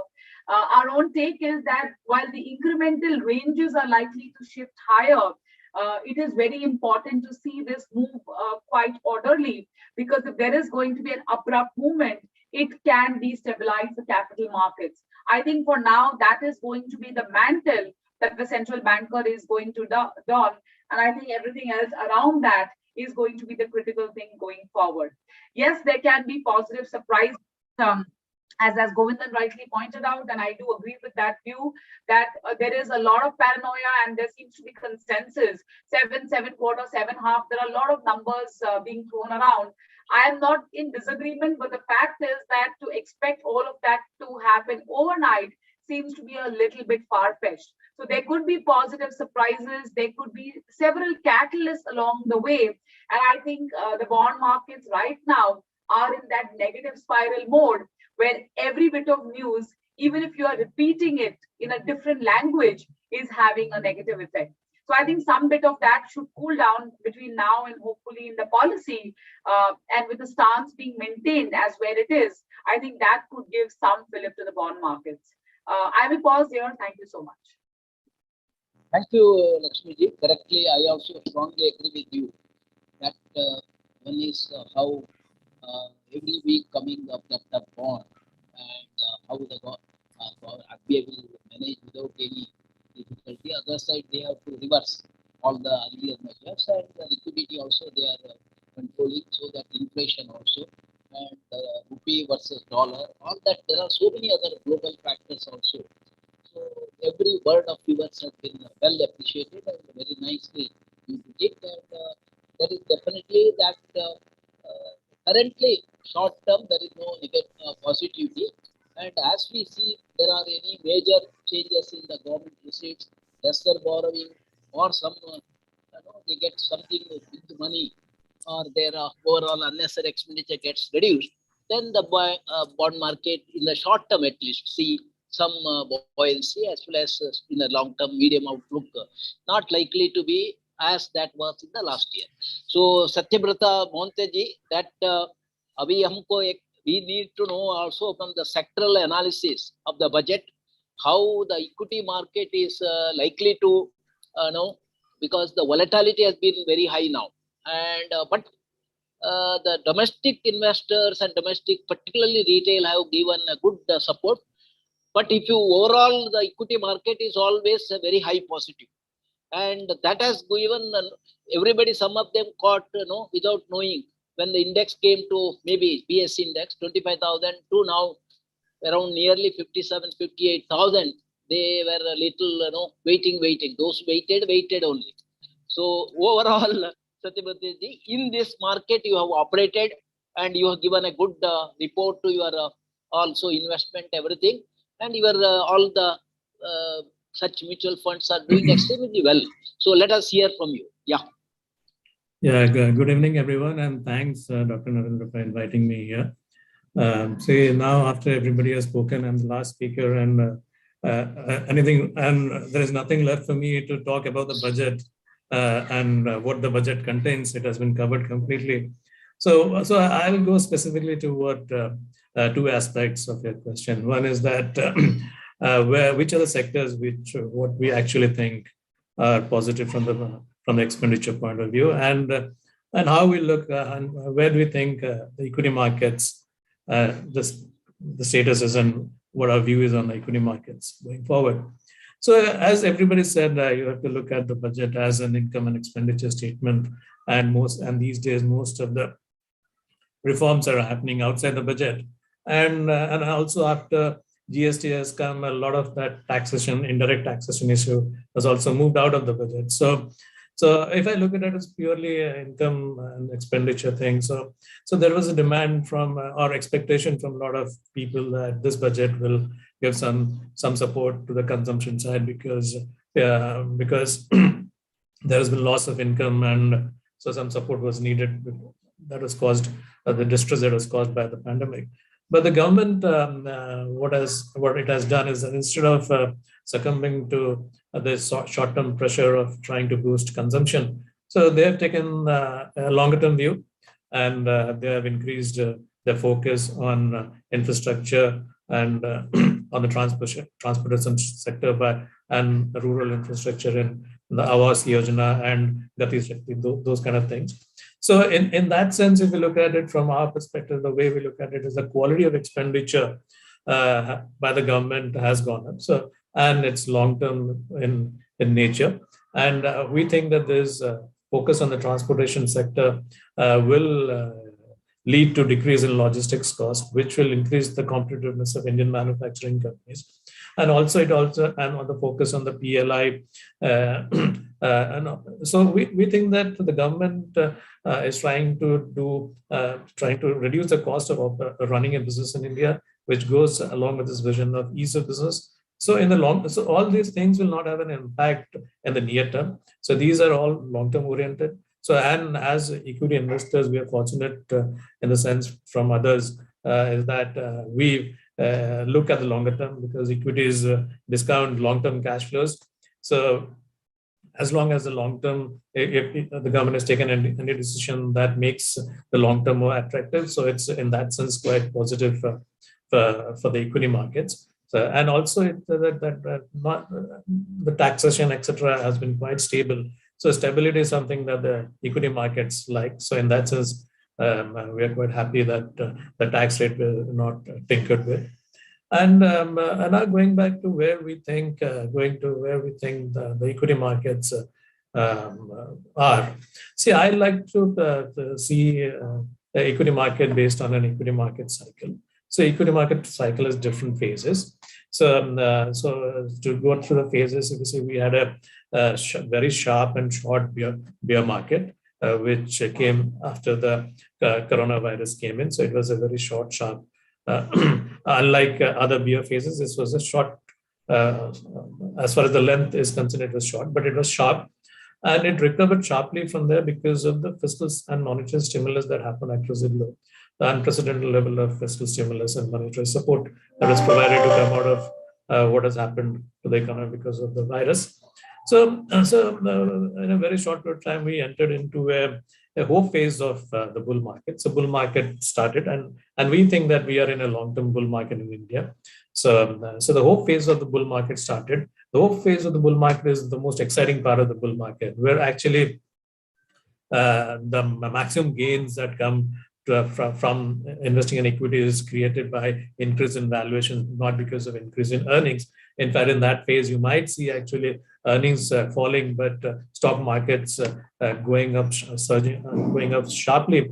because there is an increase in valuation. The increase in valuation is in response to this kind of fiscal stimulus and monetary stimulus that is given. So that is why when you talked earlier, Dr. Narendra, that the markets went up from 25,000 to a very high level, and everybody was telling that we'll wait. No, nobody was sure, and nobody was confident that why the markets are going up when the GDP is collapsing, everything is closed. But the thing is that, as I said, equities are a discount long-term cash flows. So even if for 1 year nothing was happening in the economy because of the stimulus and because of the markets anticipated that the recovery will happen, the recovery will be sharp, and that is why the markets went up. So that is why a lot of investors who couldn't anticipate this actually stayed away from the markets. So now at this point of time, what I think is that the markets have exited the hope phase and have entered into the growth phase. So what do you mean by growth phase is that in a growth phase, what happens is earnings come back. And as Mr. Govindan was telling that he is explaining a 20% EPS growth rate in Nifty. So at this, in this phase, this is one of the longest phases in an equity market cycle where earnings sharply rebound. And but what we expect that though earnings are sharply rebounding, this is a phase that where markets will consolidate. This is not a very exciting phase of the market. Here you might actually see a scenario where the earnings are slightly below, or the returns in the markets are slightly below the earnings. So you'll have higher earnings, but you might have some fall in valuations, but still you make a decent positive return. But it's not as exciting as the previous phase that we are just exiting. So I think so now earnings will come back. The markets will not give as high returns as they gave earlier. If anybody is expecting those kind of returns and invest now, I think they will be disappointed. So here it will be, I think the market will be much more broad-based, and it will become a stock pickers market at this point of time.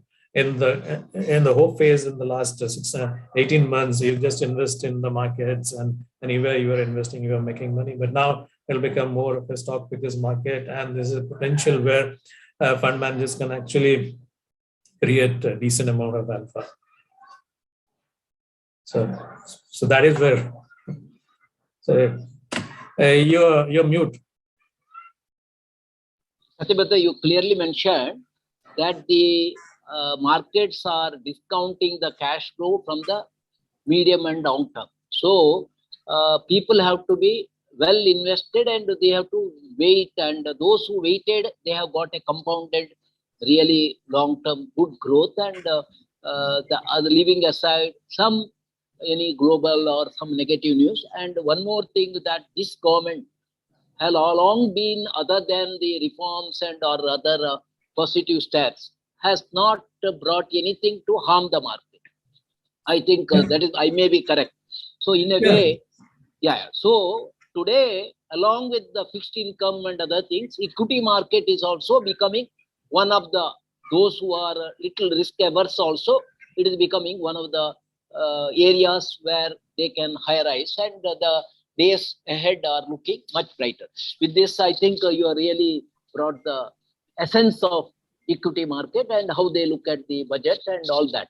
So, Avi Govindanji, and because the time we are nearing, but one word from Govindan, because you had covered, but you had said that next phase you will come with some more aspect which are your company is dealing, that is the infrastructure and all. So Govindanji, up hai? Yeah, I'm there, sir. Yeah, please, 1 or 2 words, because by 6:10 I may be closing the Yeah, I think big picture, I think infrastructure related, there is a bit of, private sector capex, there is a bit of slowness still, because many of them were debt ridden for a long period of time. This 1 year of huge price increase on a global basis has given a lot of lease of life to many commodity companies. Debts have gone down significantly, right? And given this period of uncertainty, they are saying when to invest. And I think the private capex is there. Last year, we said Karan Arjun abhi aayenge bolte hain. So it looks like it is coming. Some part has come in that. That PLI is going to be, I think, 40,000 crores per annum. Almost 2 lakh crores is the total plan over a 5-year period. That will lead to a lot of investment related area. Our assessment is a 2 to 3 lakh crores of capex will happen over a next 5-year period because of that. And the commodity related investment, I think people are slowly coming back. I think it's also become a challenge for private companies to invest in huge capex at 70,000 rupees of steel price and $10,000 of copper price. All of that is all there. So the people are waiting things to cool down a bit. I think that will happen with this thing, and then you will have a normalized this thing. I think companies are having the cash to invest. I think they are waiting for the right time. I think the price levels are too high to create a huge capex, because every capex project costs have gone up significantly now. It's very difficult to expect that prices will continue, super cycle to continue for a long period of time. So that is one on the commodity side. PLA part will happen a lot more. On the state government budgets and the union government budget, I think we talked about Gati Shakti program. Logistic cost in India is around 14% of GDP. It is going to become 8% of GDP. The government wants it to be directionally to 8% of GDP. 6% is going to be the drop in project cost. It is going to be leading to, so the roads and all of that are integrated to improve the productivity of the Indian economy. So we stop importing from China. We are able to export manufacturing competitiveness, all of that, that make in India, that part is there. I think there's a connectivity to all of that. Most of the Gati Shakti is going to happen through the BIMSAT. What I hear from BIMSAT, what I hear is that they have the satellite data, they have the land records, right? So the clearance and all that, if one project is going through, let's say you're putting a rail line, and at some point of time, NHAI or a state government is going to put a road and then crossover, right? So everything is going to get in an integrated format. Otherwise, things get 1 to 2 year delay, because different ministries are doing at various points of time, and the interconnectivity is getting missed out. Even the land records are getting linked. State governments, all of them are a part of it. Central government is a part of it. The 110 lakh crores of NIP, most of the projects, including state government projects, will all go through this. Even private projects also will go through this. It will improve the productivity significantly at a broader level. NIP plus the integrated way of reducing the cost. People are waiting for the prices to go a bit lower before they commit a significant investment, because it will not be fair to expect. People have just reduced the debt level significantly. If you look at the valuation of most of the commodity companies, they were in a very difficult period for until 2019. So all segments of economy, because of infrastructure, that will improve productivity. Even the consumption part of the economy will improve. The startup economic system will improve. So there are a lot of good things in the budget, because it is leading to productivity. They're not giving free paisa money. They're not giving free money to people. Right? They're really trying to ensure effectiveness and productive improvement in capacities, and that's going to be very, very good in the long term for everybody. Thank you, Govindanji, because I too agree that this global commodity prices going so high, and thereby project cost going high, that has to little cool down, and the private sector investment will follow. Apart from that, the credit uptake also has started picking up, and the banks are in a much better position to fund the infrastructure other than the development finance institution and all. So overall, in another 2 years' time, Indian economy will get a much boost from the steps taken in the last year and current year. We are too close, but one of my friend has means a supporter. He has a one or two slides on ESG, because how the welfare focus has been with this budget. That is and the climate action, sustainability and development goal. Chandan Kumar, you are there? Yes, sir. Thank you very much. Before coming to that slides, just I have one concern and a question from one of the panelists. Anyone can answer? नहीं वो अभी time नहीं है. वो बाद में वो आपने बोला employment and all that. बाद में अभी आपका, because we are already please present your slide quickly. Okay. Yes. Yeah, because the question हो गए तो मुश्किल हो जाएगा. अब you start talking. Yeah.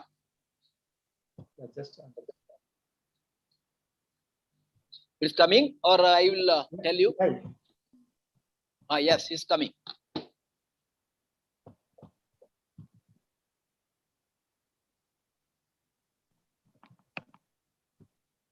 Yes, please.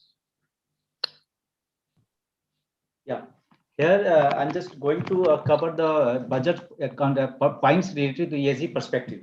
Since we know that, as expected, the rising demands of the ESG policy, the rising demand, all the investment to promote greener economy, and these policies are in line with India's commitment in the scope 26. We can also see that a lot of policies level initiatives taken by the regulators, business leaders, and all across the board. And also there is a goal is to promote a green economy aligned to India's commitment. COP26 Global Summit of being as a national carbon neutral economy by 2020. I also that this collective push from all the economic and regulatory market participant would be a great enabler to achieve the global target, or whether it is the SDG target or NDC targets or the ESG targets also. I've tried to cover all the major points that is come in the ESG lens, like solar power, that additional 19,500 crore has been allocated to the PLI incentive schemes to propagate to fully integrated the manufacturing units that can be from polysilicon to solar photovoltaics. That is, photovoltaic system is the conversion to the solar energy into the electric energy. Carbon neutral ecosystem, the second one, that 5 to 7% biomass pellets to be co-fired in the thermal power plants to help the CO2 saving in the 38 million metric ton annually. Other is sustainable mobility. That all NITI keeps talking about the use of public electric vehicles for the public users. So this time government is introducing battery swapping policy, that for the innovative the use battery as a service, I would be encouraged the supporting electric vehicle ecosystem. Next is the solar power. That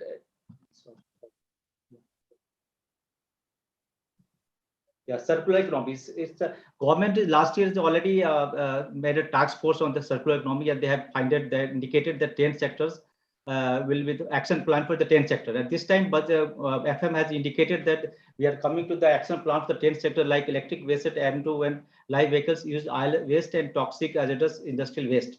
And this will be the help in touching to linear to circular economy leads to the optimum utilization for resources. Climate financing, and this time government is also announced that offering green funds. Bond will create climate financing avenues, and this proceed will be deployed in the public sector project. Our Ministry of Road and Transport also indicated that this is going to be municipal bond and all. Financial assistance, another 300 crore to National Afforestation Program, and other 460 towards the control of pollution, and 58 crore for environmental education to capacity building and awareness. Easy environmental clearance. This time also very good thing that government has covered the single one clearance policy for the 4 different clearance of the environment, forest and wildlife. CAMPA would be now be processed to a single one. This all to be focused on the ESG's related programs. Okay, thank you, Chandan ji. May I request that आप इसको निकालिए. Request all those who are still there in our program, Mr. Udupaji, can you allow them to put the what you call video, so that we can have their all they are really supporters. Satyabrata ji and Govindan, kindly come on the video, please. We are closing now, and let all others also put the video on, if possible. Udupai, is possible? Sir, you have to view it in the gallery view, sir. Impossible. Anyhow, all our speakers, photograph, please take it. One, you take additional photo. With this, I request once again, I am grateful to all the panelists and all our core, what you call attendees who have been hearing, and they have really given good feedback. And I request formal vote of thanks by Priyanjali. Okay. Thank you so much. We have had a wonderful and insightful session. We covered the insights from various sectors, from tax implications on common man to equity and bond markets, the MSME segment, infrastructure, household savings, RBI actions that aim to facilitate government borrowings, and so much more. Considering the time, I'm going to keep this short, and we at ENQUBE Collaborations would like to thank each and every speaker for taking time out despite their hectic schedules on a weekday and for giving us these valuable insights. We are extremely grateful for your participation. We would also like to thank Praveen Avan Logistics for their IT support. And last but not the least, we would like to thank the audience for your constant support. Thank you so much. Please do follow us on LinkedIn and YouTube. We go by the name ENQUBE Collaborations, and you can watch our previous webinars, and I'm sure it will be of great help to everyone. Thank you. Thank you. Good night. Thank All you. the best for all of your future endeavors also, all of you. Thank you, Udupaji.